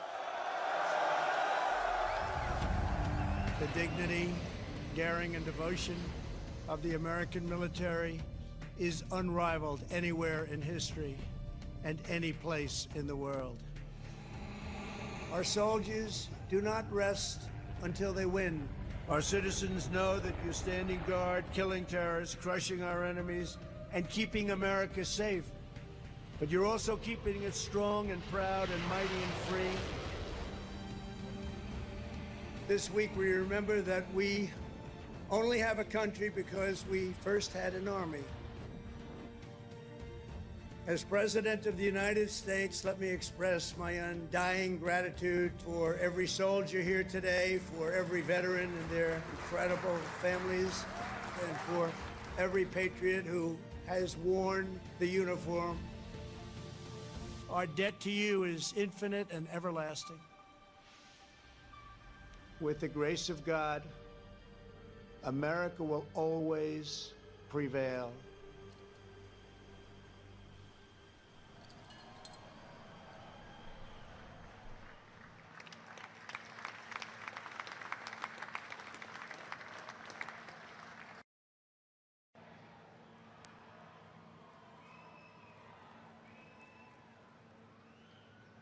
Well, let me say to the thousands of Americans who traveled from distant towns and across state lines to be here today, this is your national capital. Welcome to Washington, D.C. We are thrilled to have you.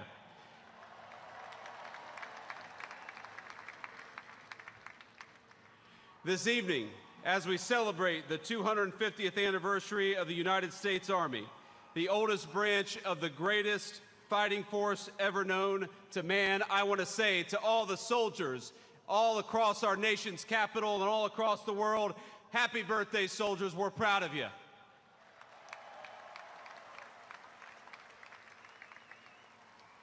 And I want to say you represent an unbroken line of greatness, of excellence. And one of the things the President of the United States has told his entire administration, from the Vice President on down, is that we must remember that the young men and women who put on the uniform and serve this nation are our most precious resource. We must honor them, we must respect them, we must fight for them, and that's exactly what the Trump administration aims to do every single day.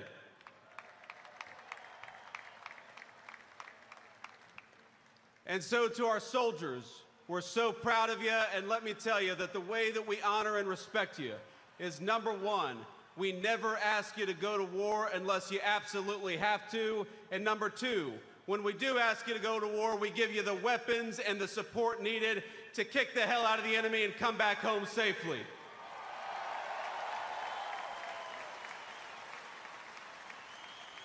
Now, I know I am the last thing standing between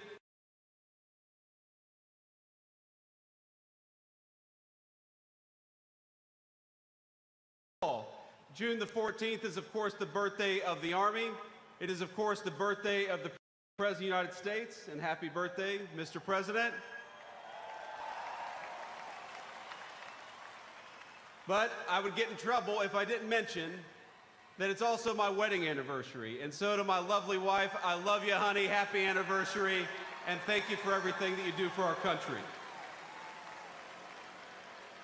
So without further ado, it is my pleasure to introduce the 45th and 47th Commander-in-Chief of the United States Military, President Donald J. Trump.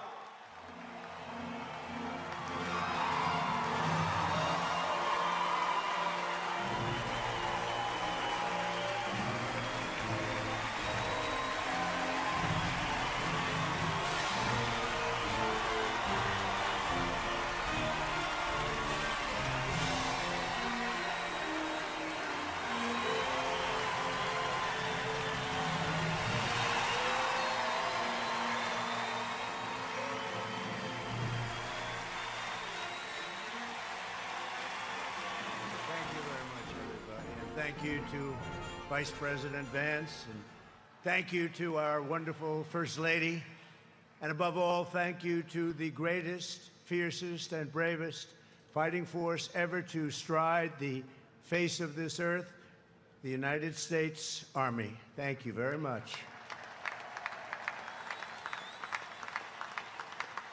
Because the Army keeps us free, you make us strong, and tonight, you have made all Americans very proud. They're watching from all over the world, actually.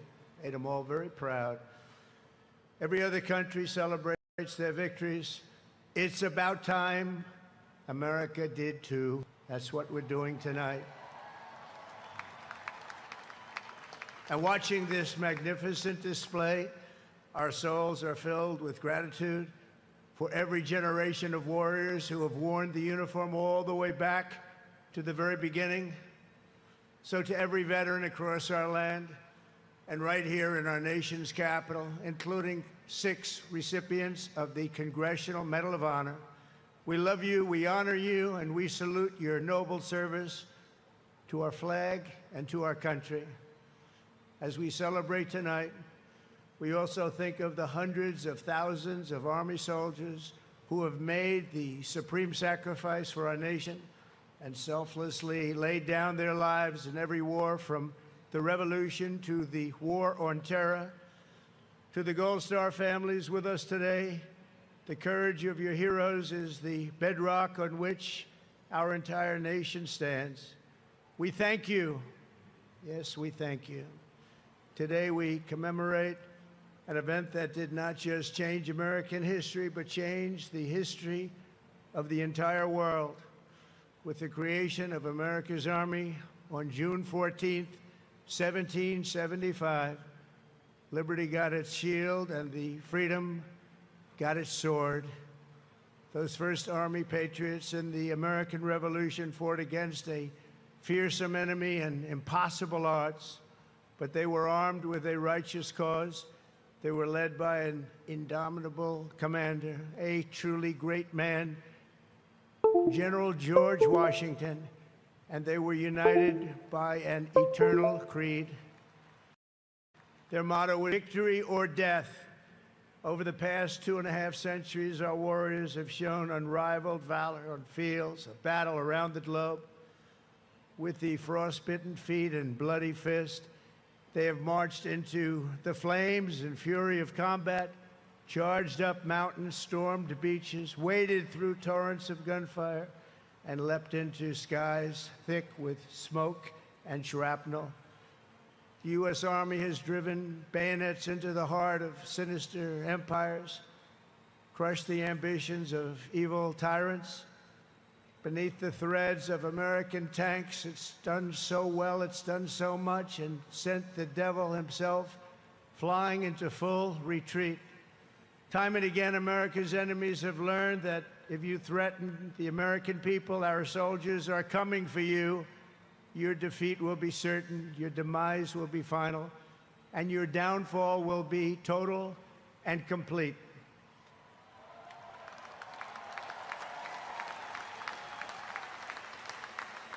Because our soldiers never give up, never surrender, and never, ever quit. They fight, fight, fight, and they win, win, win. And that's why no institution in history has entered more names into the roster of American heroes than the U.S. Army, the Congressional Medal of Honor, more than anyone or anything. There was Mad Anthony Wayne, asked by George Washington to lead a daring midnight raid up the cliffs of Stony Point with unloaded muskets and only their bayonets to fight the redcoats. Mad Anthony replied, "Issue the order, sir, and I will storm into hell for you." Then there was the Civil War general, John Corse, shot in the face in combat. He fired off a message to his commander: "I am short a cheekbone and one ear, but I am able to whip the hell out of all of them." He stayed on the front lines, it seemed forever. In World War II, there was the great Creighton Abrams, besieged on all sides by the Nazis at the Battle of the Bulge. He boldly proclaimed, "They've got us surrounded again, the poor bastards." This is the fighting spirit and unyielding force of the U.S. Army. It has never changed, and it will never, ever change, because there is no earthly force more powerful than the brave heart of a U.S. infantryman or an Army Ranger, paratrooper, or Green Beret. They are the best, they are the finest. From Bunker Hill to San Juan Hill, from Gettysburg to Guadalcanal, from Yorktown to Shiloh, and from the trenches of the Argonne to the mountains of Afghanistan, the Army has forged a legacy of unmatched courage, untold sacrifice, and unequaled and undying glory. Our soldiers have poured out their blood by the bucketful on Missionary Ridge and Heartbreak Ridge, on the sands of Sicily, Normandy and the Philippines, and on the dusty streets of Da Nang, Baghdad, and Fallujah. Thanks to their extraordinary service and devotion, 250 years later, America stands tall, America stands proud, and America stands free. We're the hottest country in the world right now, and our country will soon be greater and stronger than ever before. Down through history, we've been blessed beyond words by this valiant legion of Army warriors and patriots, heroes and legends. And tonight we affirm with unwavering certainty that in the years ahead and in every generation hence, whenever duty calls and whatever danger comes, the American soldier will be there.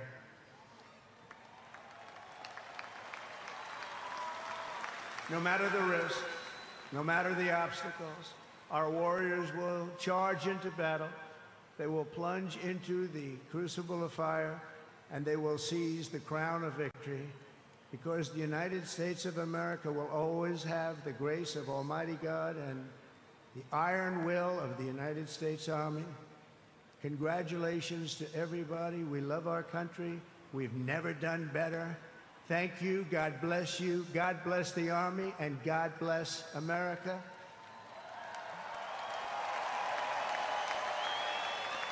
And now I'd like to ask our great First Lady to join me at the podium. Thank you very much, everybody.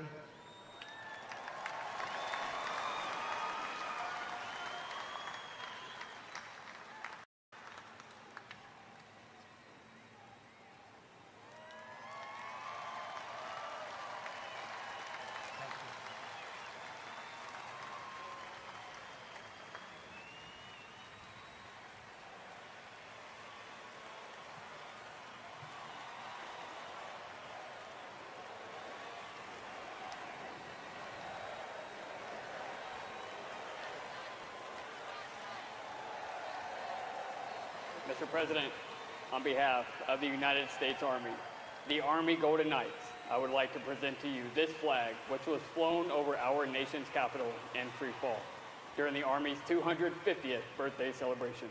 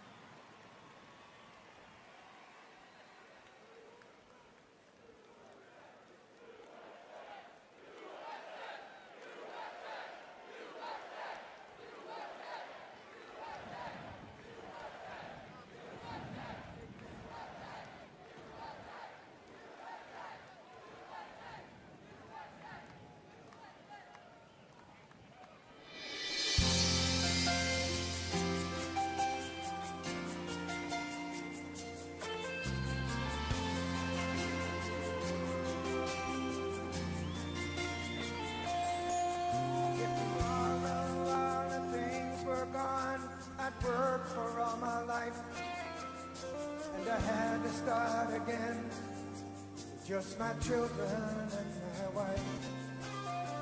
Thank my lucky stars to be living here today, 'cause our flag still stands for freedom, and they can't take that away. And I'm proud to be an American, where at least I know I'm free.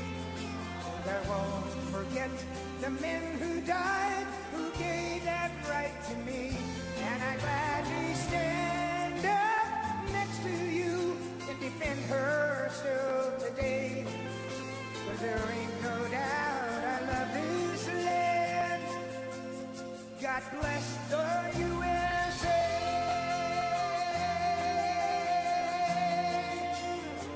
Happy birthday, Mr. President.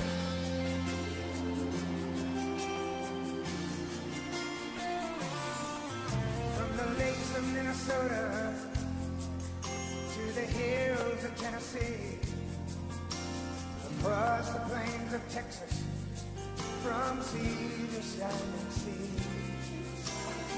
Detroit to Houston, and New York to LA. There's pride in every American heart, and it's time we stand and say, sing it with me. I'm proud to be an American, where at least I know I'm free, and I won't forget the men who died, who gave that right to me, and I gladly stand up next to you and defend her still today, 'cause there ain't no doubt I love this land. God bless the USA.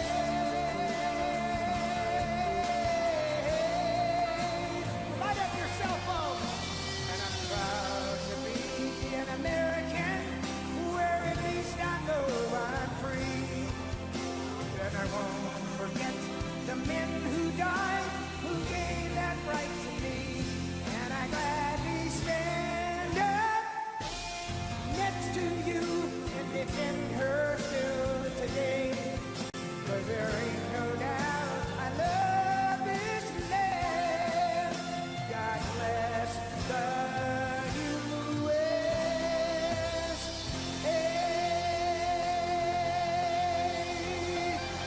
God bless the United States Army. Thank you.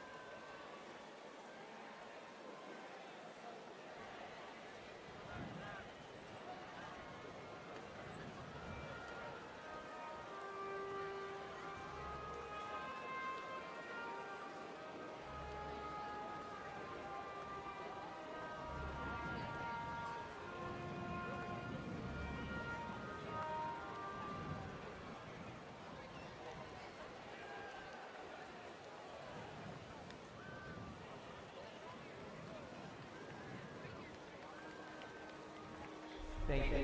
Thank you. Thank you, U.S. Army. Thank you. Thank you. Thank you. Thank you, Army.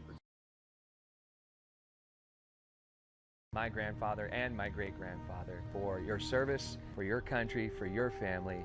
And I just want to say thank you from a generation that may not have known your name, but I get to live in the freedom because of it. I want to thank all the U.S. service members, men and women, and especially the Army for their 250th birthday. Thank you very much. My grandpa served in the Army in World War II as part of the 82nd Airborne. Thank you, Army, for everything that you do. My brother Rob and my son Alec both served in the U.S. Army. We thank you for your courage, your sacrifices, and the burdens that you may now carry. Thank you so much for doing what you do, putting your lives on the line for other men like me to live the life I live. I just want to say happy birthday to the U.S. Army, congratulating them on 250 years. I want to give a big shout out to my Uncle Zadian, who served in the Army, and thank you for all you do. I'm very thankful for the dedication and the hard work of the men and women of the U.S. Army. Hi, American soldiers. Thank you for all you do. Love you. Our freedom is not free, and we know that we are free because of you and your efforts. Thank you to our Army active duty and veterans for protecting our rights and freedoms. Comes at an immeasurable cost. Wishing you the best. Happy birthday. Go on. Happy birthday, Army. Thank you to everybody who's serving today and has served in the past. Love you guys and girls. Thank you so much for everything you do. A big thank you to the men and women that serve our country and everything you guys do for us. Thank you, Army, and happy birthday. Happy birthday, Army. Happy birthday, Army. Happy 250th.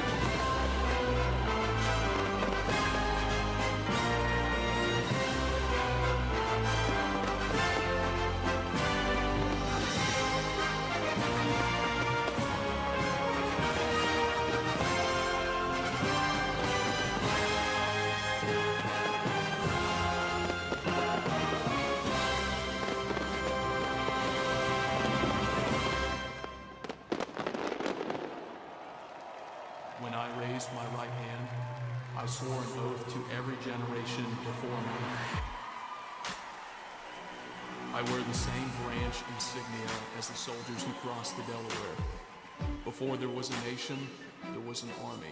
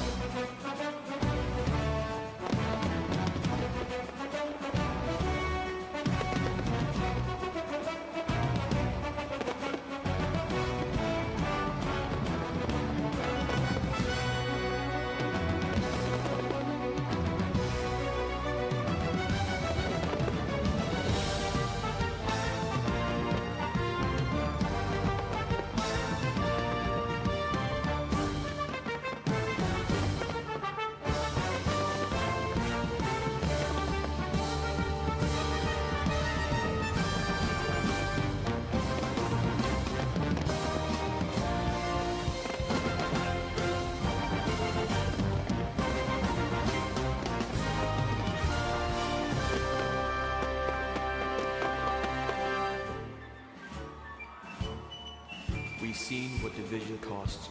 I serve because unity is worth the fight. I carry that legacy forward every time I put on this uniform.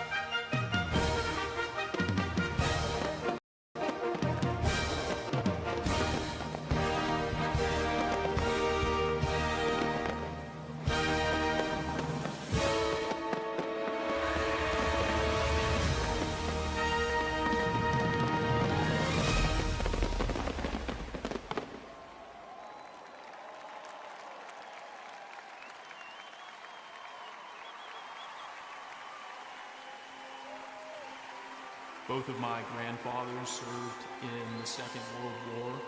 They answered the challenges of their time, and it is my goal in this uniform to answer and meet the challenges of my time head on. He ain't heavy, he's my brother.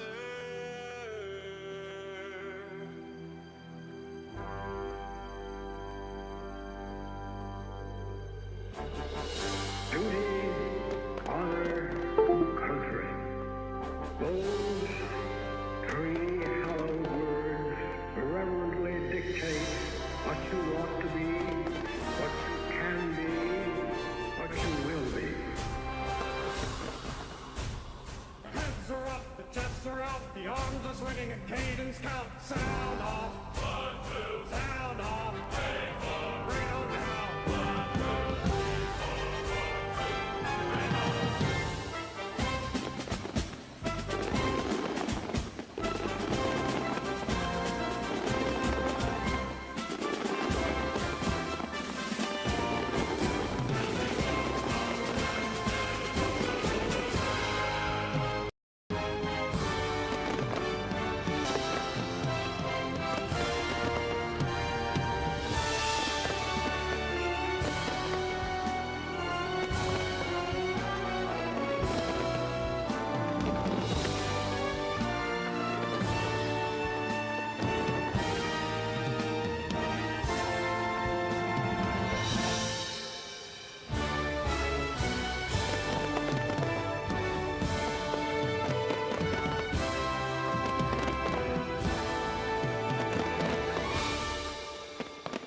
There's a strength in these bonds. There's a realness to these bonds. It's not just because this is your team, it's because your life depends on these people.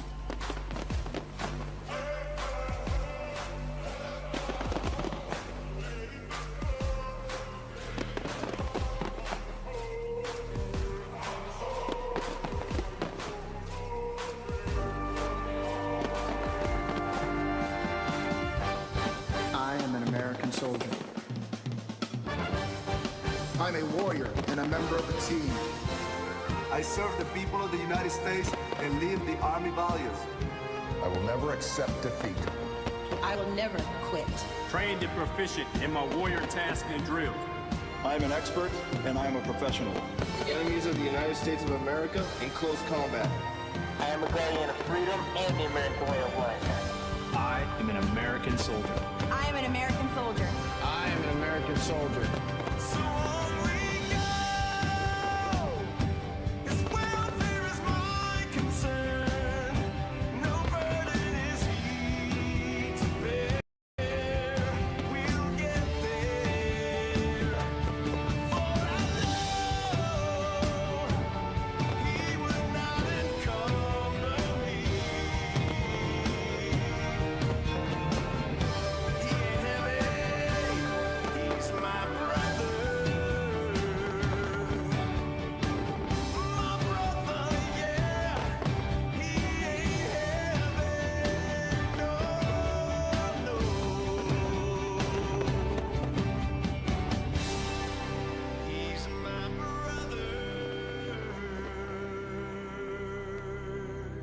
when I'm outside guarding the tomb of the unknown soldier. It is one of the most honorable jobs I think that I could have had in the military. I think about those soldiers who made the ultimate sacrifice. Oh, beautiful for heroes proved in liberating strife.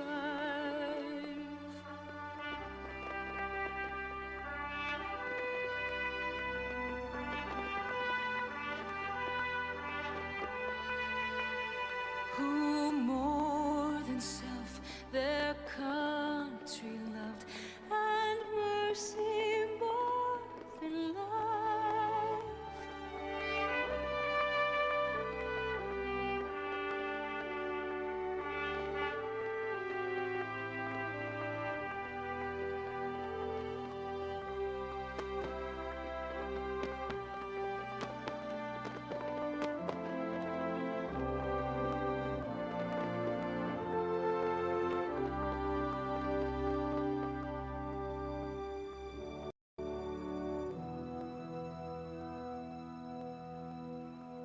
And I will always do my duty, no matter what the price. Hey, I've counted up the cost, I know the sacrifice. Oh, and I don't want to die for you, but if dying's asking me, I'll bear that cross with honor. Hey, freedom don't come free. I'm an American soldier, an American. Beside my brothers and my sisters, I will proudly take a stand. When liberty's in jeopardy, I will always do what's right. Man, I'm out here on your front line, sleep in peace tonight. American soldier, I'm an American.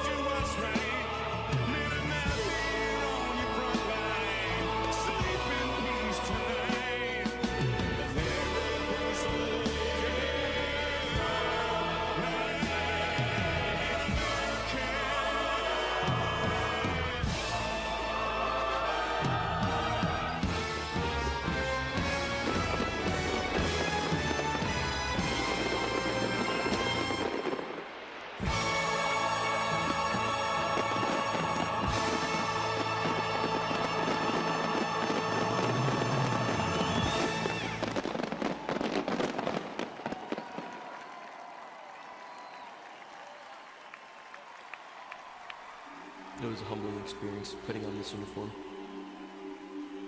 I believe this uniform is a symbol of trust, and it represents the highest ideals of our country.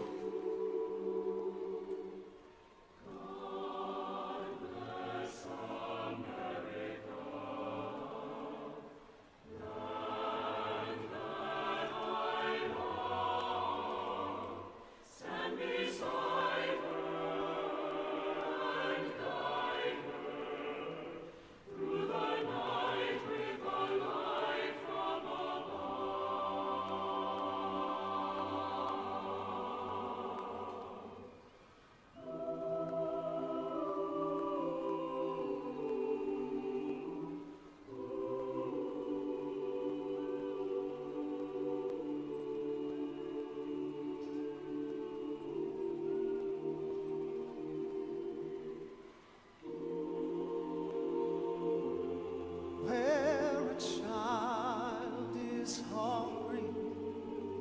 where men have no homes, where the powerless are yearning to breathe free.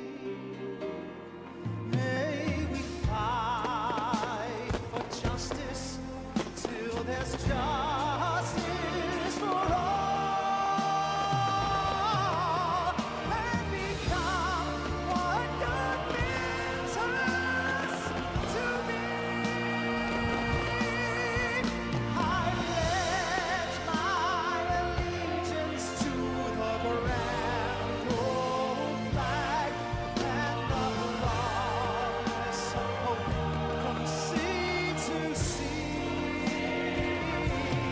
Under God, one nation undivided, we will stand 'neath the banner of liberty.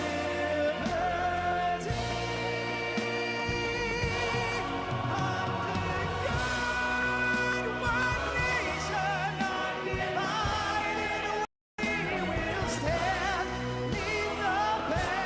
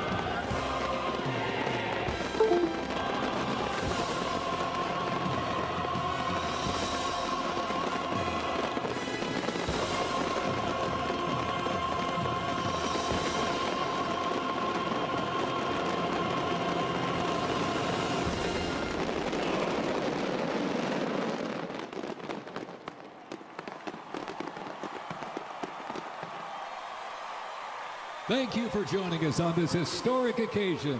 A special thanks to Scott's Miracle Grow and all of the terrific America 250 sponsors that helped make this monumental event happen. And to you here in our audience or watching at home, to those in our U.S. military who are currently serving, have served, or being remembered. Thank you for celebrating in the greatest country in the world. God bless you and God bless America. Good night.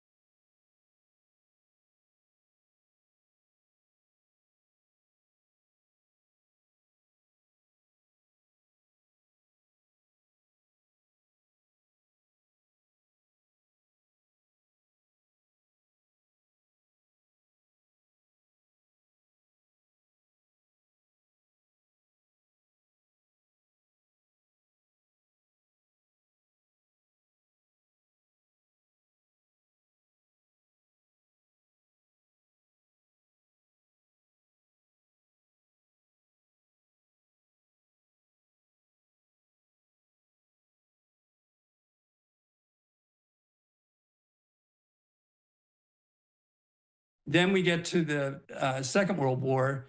And in 42, when we're just getting into the war, there was a big parade in New York City, about 30,000 troops as we were getting into that war. And then at the end of the war in 46, there was another big parade. So those were all after victories. Now, the one thing you'll notice is there are no military parades after Korea because that was considered a stalemate. There's certainly no military parades after Vietnam because that was considered a defeat. And in fact, that one famous movie, Born on the 4th of July, is kind of about that whole issue, if you remember. And then, we get to Afghanistan and Iraq. Those have not had military parades. The last time we had a military parade after a victory was the Gulf War, 1991 in Washington, D.C. So that's how long ago it's been. And that was after that very quick, 100-hour war that we had to get Saddam Hussein out of Kuwait. Some people said, the parade lasted longer than the war did, but that's the last time we did it. So what's unusual is we're doing the parade now without it's not tied to any military victory per se. It's just tied to the fact that we have a standing army and that we admire our army. So there is a real difference about doing it in this way. And I think it's another reason people feel uncomfortable. It's just not a tradition in our country to have military parades like this. It is, for example, Austin, every year affair in France with Bastille Day, which is where Donald Trump saw that military parade in his first term in 2017 and became enamored with the idea, tried to do it in his first term. His people told him not to for the reasons we just talked about. And so now he's getting what he wanted to do from that first term in this military parade. A lot of production quality in this whole, it seemed like a program. This was a 3-hour-long program. It went from 6:30, it started a little bit early, let's say this up front. There were some worries that it was going to rain out. There was a bunch of rain expected to dump on it. There was even some discussion about whether or not we would see the fireworks show at all. But this was a heavily produced and no doubt expensive endeavor, James. Yeah, and that's another thing that troubles people is spending this much money when we have DOGE trying to eliminate fraud, waste, and abuse. Now, my own feeling is that $25 to $45 million, relatively speaking, given the importance of our Army to our history and so forth, is, to me, understandable on one level. But I think that also troubles people that much money spent. Especially, I think people were more unhappy about bringing all the hardware that might tear up the streets, but it also just gives this appearance that we're trying to look a little bit like North Korea, a little bit like Russia, showing our hardware when we don't need to. I mean, we definitely are known as the best, military in the world, and we are far ahead of everybody else. We don't need to have show parades, and that is an issue that some people also grappled with. But, I think from the production standpoint, the Army obviously spent a lot of time working on it. It had kind of almost a Hollywood Disney type atmosphere. They even started Austin playing rock music at one point, which I thought was kind of a little bit interesting. And some of these guys waving like they were in a Rose Bowl parade. So it's just a mixture of things that I think are, some people I'm sure love this, and a lot of people I think understand the importance of celebrating the Army, but I think a lot of people found different parts of it disturbing. I heard instrumental versions of Metallica songs, a Guns N' Roses song. I heard Barracuda at one point. There were a lot of songs. There was the instrumental versions of them, though. We saw some live country music. Go ahead. Yeah, no, I was just going to say, I started listening. What are they doing this for? You hear it's not military music, but I have to tell you, I think I understand why they did it. This was a huge recruiting tool, and they want to appeal to younger people who will see this as, cool to be in the Army. And so I think that was deliberately thought out. And I think that's why you heard that sort of music, which I think, probably Donald Trump didn't even understand why they were doing that music, but I think the Army did. Their videos in this thing were meant to help them in recruiting and retention, both of which are important. And if you're going to spend this kind of money, get some bang for your buck, no pun intended here, but, get get some recruiting out of it. It's important that we recruit the best for our Army. And I think that was why they were playing rock music. That was one of my questions for you, was going to be with the sources that you talk to, with the connections that you have. I'm sure you've talked about the idea of this parade with lots of people that you're connected with. Have you heard that there is an appetite from some people, whether it be military veterans, whether it just be supporters of the Army, whether it be people who want to see enrollment numbers go up? Have you heard that from anybody? Yeah, I mean, I think I have heard that people very much think that it's important to look at. And one of the things I like about this parade is that they went back and they did have, the Continental Army represented, and they did have the various stages of the military represented. So in that way, it very nicely tied the Army with our country and its striving to be free and there was a lot of mention of democracy. There was mention of, have taken an oath swearing allegiance to the Constitution. So to that extent, I was pleased to see that, because I think a lot of people are worried that that President Trump was trying to tie this to his birthday and to an allegiance to him, which is very un-American, although he is the commander in chief. So, I think a lot of people in this last week have been, very conflicted because there's so much going on, including these assassinations in Minnesota. I mean, it's just a lot of people are feeling edge right now. And another time, another place, I think this would be comforting to a lot of people and they would enjoy it a lot more. But I think it's the context right now that's causing the consternation. We can't talk about this parade without mentioning the fact that around the country, we've been seeing images like this. This is a live vantage point in Los Angeles, I believe. I believe that's the LA Sheriff's Department. We just had a feed drop on us of protests in DC proper as well. Lots of vantage points of police scenes across the country.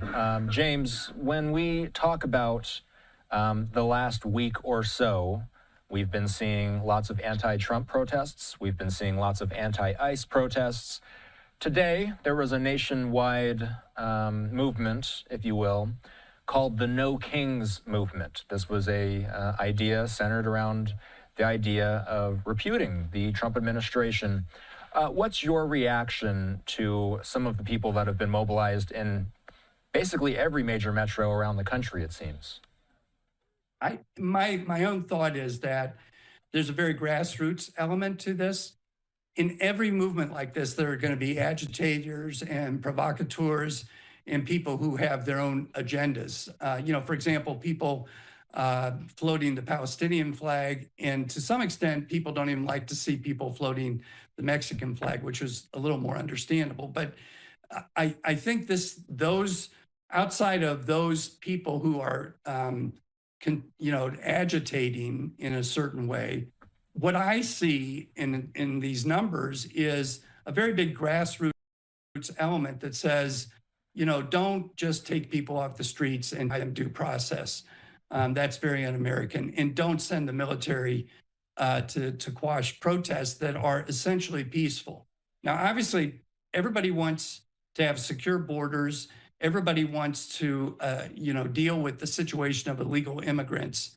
But I think the heavy-handedness of the last 3 months, especially the last week or two, really started to raise alarm bells for people. And I think a lot of people started thinking, well, this could escalate and this could come to my state. And so that's why I think you see people in every city around the country coming out in very large numbers. Those people, that's grassroots. There are always agitators, but those people seem to be mostly grassroots. James, I mentioned the idea that we saw protesters in D.C. moments ago. This is what we saw moments ago. This is not live. This is playback of some of the protest activity that we saw in D.C. Just moments ago. Obviously, we expected there to be some sort of protest in the area, not too far away from where the military parade was taking place.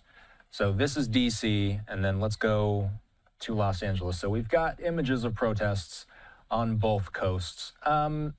James, where do we go from here? I always like to move ahead when we talk about any subject. And I guess my question here, as far as moving ahead goes, what main threads are you following with the Trump administration? You're joining us during one of the busiest news days I can remember during the Trump administration. There is these nationwide protests. There's all the anti-ICE raids that have been going on in Los Angeles. There's, in the background of all this, the Israel and Iran conflict that's now seeming to get more and more intense. What are you watching for? Well, the thing I found most interesting, Austin, was President Trump saying that essentially he was going to walk back some of these ICE detentions with farmers and others in the hospitality industry. That's a huge change. And it seems to me that I think he was becoming aware of the fact that ICE was going too far in pulling people out of, industries where they are needed. And I think if we can stand back and start to ratchet down a little bit some of these efforts, and also respect the courts as they tell, the administration what to do, and not tell the administration what, but as they rule on what the administration is doing to try and, keep things from getting out of hand where people just don't feel secure about what's happening with federal officers. That's got to happen, because I think that, otherwise we're going to have increasing chaos in the streets and increasing protests. And one of the problems about that is from our own history, when the Vietnam War was raging and we had protests, you saw what happened when the military turned on students at Kent State University here in Ohio, not far from where I'm sitting, and, killed 4 of them. So we've got to keep it under control. We've got to keep the military, to the extent we can, out of it. We've got to let local law enforcement handle it. And if they can't, that's a different story, but they seem to be able to. And we've got to have people on all sides remember that this has to be nonviolent protests, or, you're not going to have the leeway of people saying that the military shouldn't get involved. If they see violence, it causes a backlash. And so I think if we can keep temperatures cool, that's what I'm hoping for. And as I say, that signal of President Trump saying he will not go after, some of the farm workers and so forth, hopefully that will extend further to, there's a lot of immigrants that we need in our workforce. And so maybe that will temper things. We'll have to see. We hope to see a calm night here as we go into the evening hours here on the West Coast. James Robinault, as always, we appreciate your insight. Take care. Have a good rest of your weekend. Okay, Austin. Good to see you. Good to see you. All right. So, as I mentioned, we've got a few different vantage points of protests. We do see these flags, half American, half Mexican in some cases. It is time for us to take a quick break. The rest of the evening that I'm on the desk, we're going to be talking about a range of issues. That includes the No Kings protests that are happening nationwide. We've seen these in almost every single major metro across the country. My thought is more than likely we're going to be watching a lot of the western cities as the night progresses. We're going to be keeping an eye on Los Angeles. We're going to be keeping an eye on San Francisco, our sister station up in Seattle as well. But of course, Los Angeles, since that's been, and there we see protesters. Let's pull up the audio. I'm curious if we can hear it. Looks like we have a Trump supporter in the middle of a crowd full of protesters. Let's listen.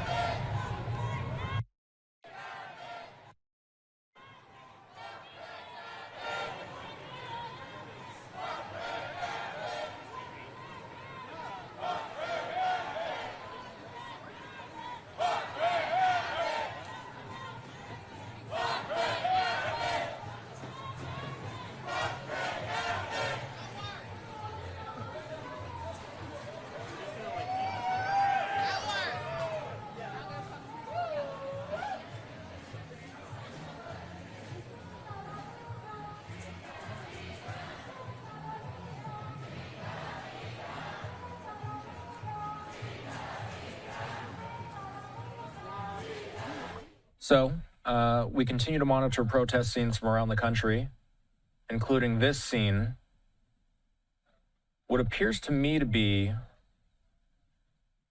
the LA area. I'll wait for confirmation from my producers.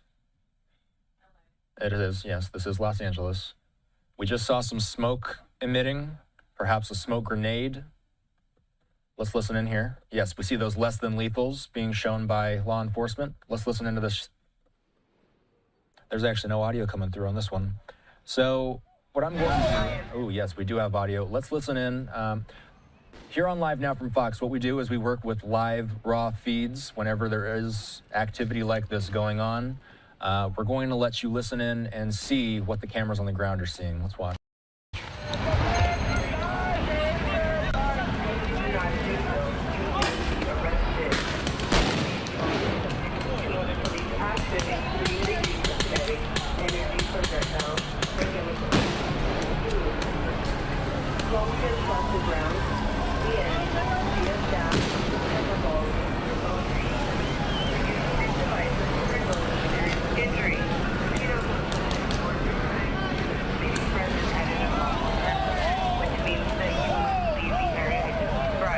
If you remain in the area I just described, you will be in violation of 09. This person is available. South on Spring Street. You must leave the area now. You must disperse immediately. Soy Deputy Pacini, oficial del departamento de la Básica del Condado de Los Ángeles. La presente declaró que esta es una reunión ilegal y en el nombre del pueblo del Estado de California ordenó a todos los reunidos en la calle Spring que se dispersen, lo que significa disolver esta reunión y abandonar el área. Si no lo hacen, pueden ser arrestados. También pueden estar sujetos a otras acciones policiales, incluido el uso de proyectiles de energía cinética y agentes químicos que incluyen balas de espuma, balas de pimienta, balas de goma. So, these are LA Sheriff's deputies in the riot gear. They are speaking in Spanish as they give orders to a crowd. We are hearing, by the way, from the LAPD that Temple and Spring, there's people in the crowd, are continuing to throw concrete to a crowd. We are hearing, by the way, from the LAPD that Temple and Spring, there's people in the crowd, are continuing to throw concrete. They're saying that people in the crowd are continuing to throw concrete, rocks, and commercial-grade fireworks at officers. Agitators are keeping media back from the area. Temple and Spring, if I'm not mistaken, is downtown Los Angeles. LAPD would be the officers that we would be looking at if this vantage point was in downtown LA. So I'm going to wager that the scene we're looking at right now, yeah, there's Broadway, you see on the street sign in the back there. So we very well could be in downtown LA on this shot. I don't have direct contact with the videographer, but clearly we're seeing people hopping this fence now. We're not exactly sure where they're headed, but I'm gonna pull the audio up. It looks like the videographer is adjusting to get a better vantage point. Again, I'm going to bump up the audio. Let's listen into what the camera is seeing and hearing.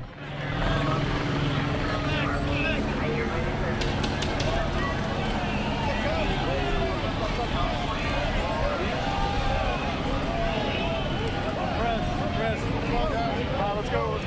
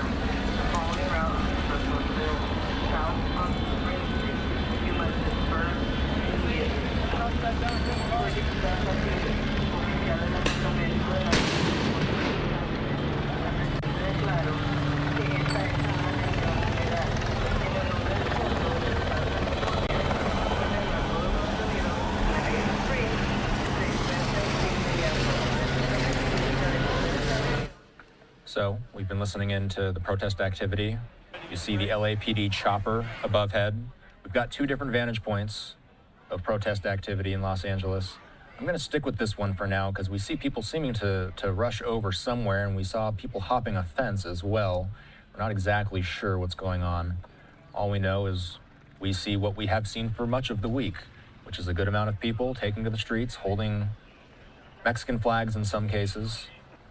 This is a LA Sheriff's line. Our understanding is that the LAPD is on scene as well.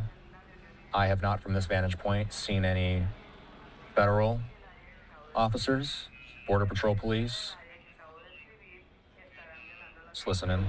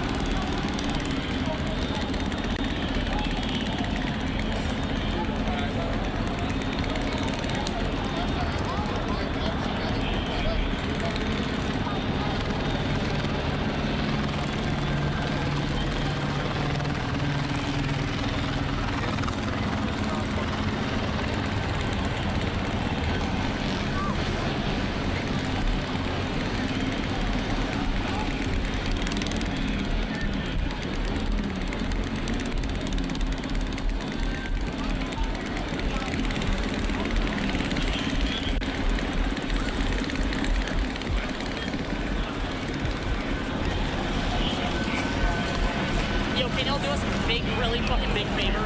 Can you at least talk to the police and try and keep them back as long as possible? They got an injured guy right there, and I don't want him to get his ass kicked.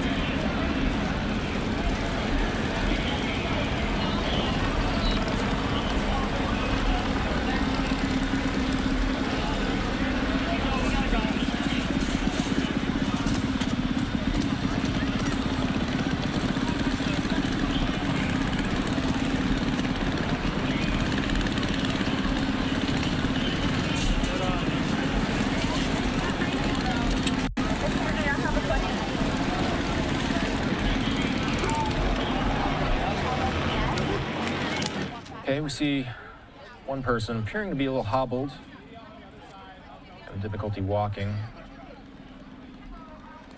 Again, unclear to us why we're seeing people cut a hole in this fence, why they're all heading this direction.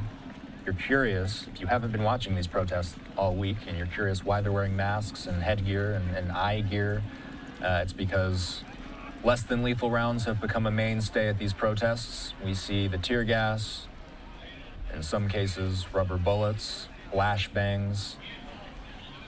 These are some of the crowd dispersal tactics that local law enforcement have to move crowds out of the way. Let's take that one vantage point at full with the fence.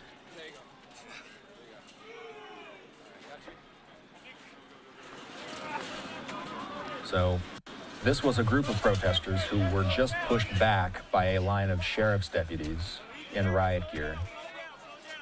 To me, looks like those are LAPD officers. But clearly you see an effort by local law enforcement to disperse this crowd, and we're seeing it in real time.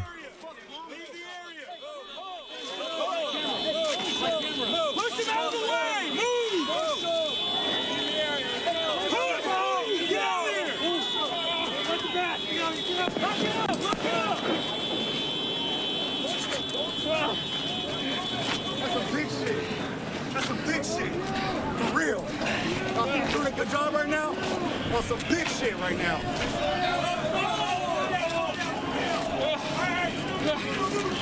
some big shit over here. Can you get in your car? Can you get in your car?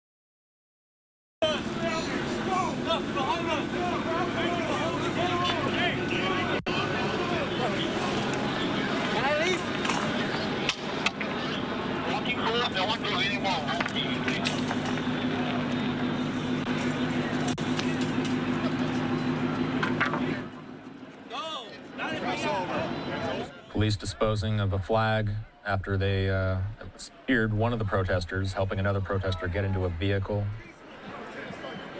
with an injured leg.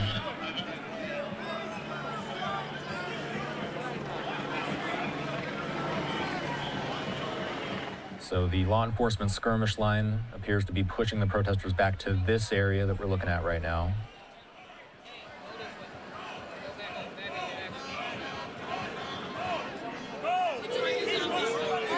Stop putting your hands on somebody.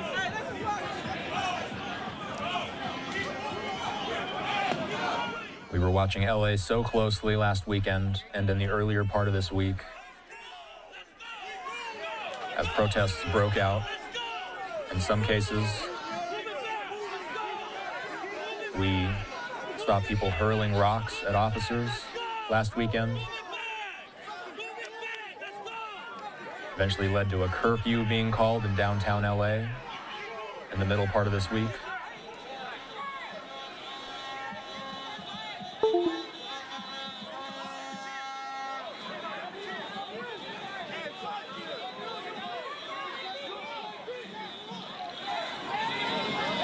Unclear if this started as a No Kings protest.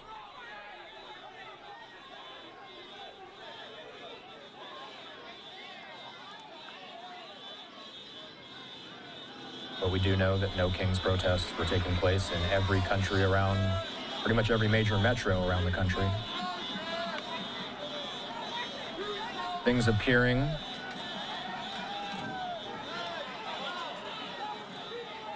to calm a little bit for now. We've got a different vantage point, by the way. She'll be dialing in. You hear some of the photojournalists there getting ready for live reports for their broadcasts. I believe this is roughly the same area of downtown Los Angeles.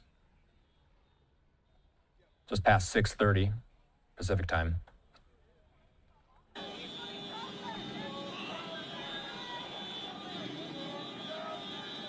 Okay, while we have a moment, what we're going to do is take a brief break. We see LA City Hall in the background there. News crews.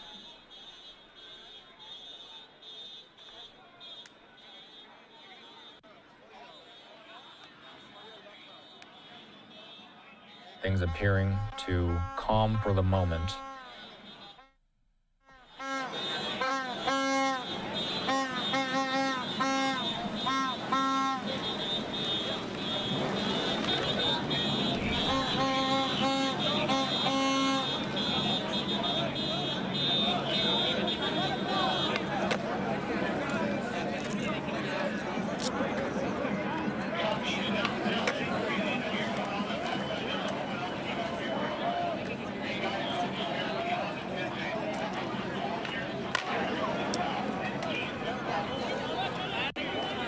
So, the videographer setting their camera down for a moment.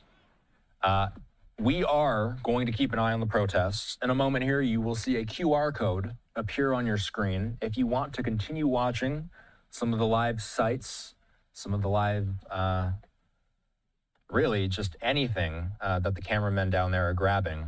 We will have a live feed on our YouTube channel, and in a moment you will see a QR code pop up. There it is. If you want to keep watching the protests, you can do such on our YouTube channel. The other big story of the day, of course, is Israel and Iran. They've continued to trade strikes as the conflict between the two continues.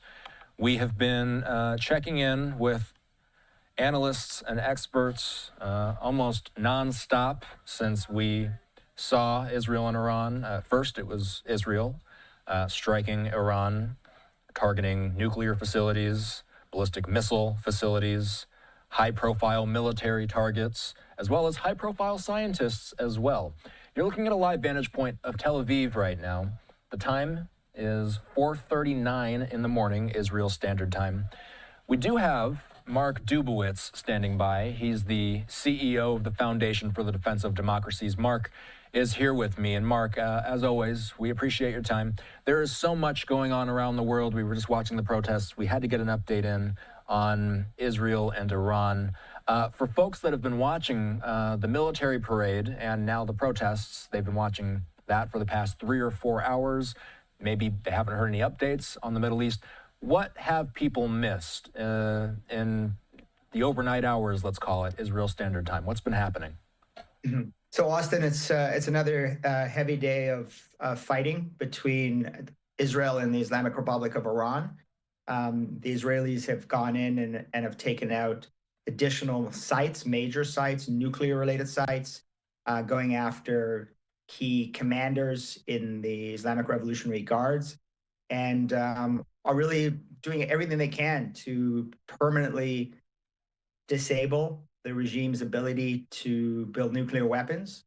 And on the other end, while the Israelis have been very precise in going after regime officials and those in the security establishment, the Iranians have been lobbing hundreds of missiles at Israelis and going after civilians, and have killed 11 Israeli civilians, wounded over 300. So you really see that disparity between Israeli targeted strikes on Iranian security officials and Iranian strikes and the killing of Israeli civilians.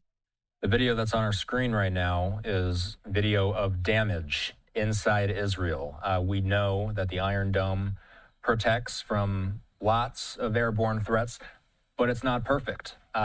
We have seen damage on the ground. We don't know exactly where this is. This video was fed into our system moments ago. We don't have an exact location. But Mark, one thing that I was asking with the experts a lot yesterday was, are Israel and Iran at war? Are they officially at war? Does it matter at this point? They are fighting. Well, they're at war. I mean, I don't know if they're officially at war, if there's any sort of an official declaration of war, but they certainly are at war. But I mean, it's very important to understand, Austin, that Iran has been at war with Israel for decades. Israel has shown a remarkable constraint, despite the fact that they have been terrorized by Iran-backed terror organizations for years. As you know, the Iranians fired over 400 missiles at Israel last year in April and October.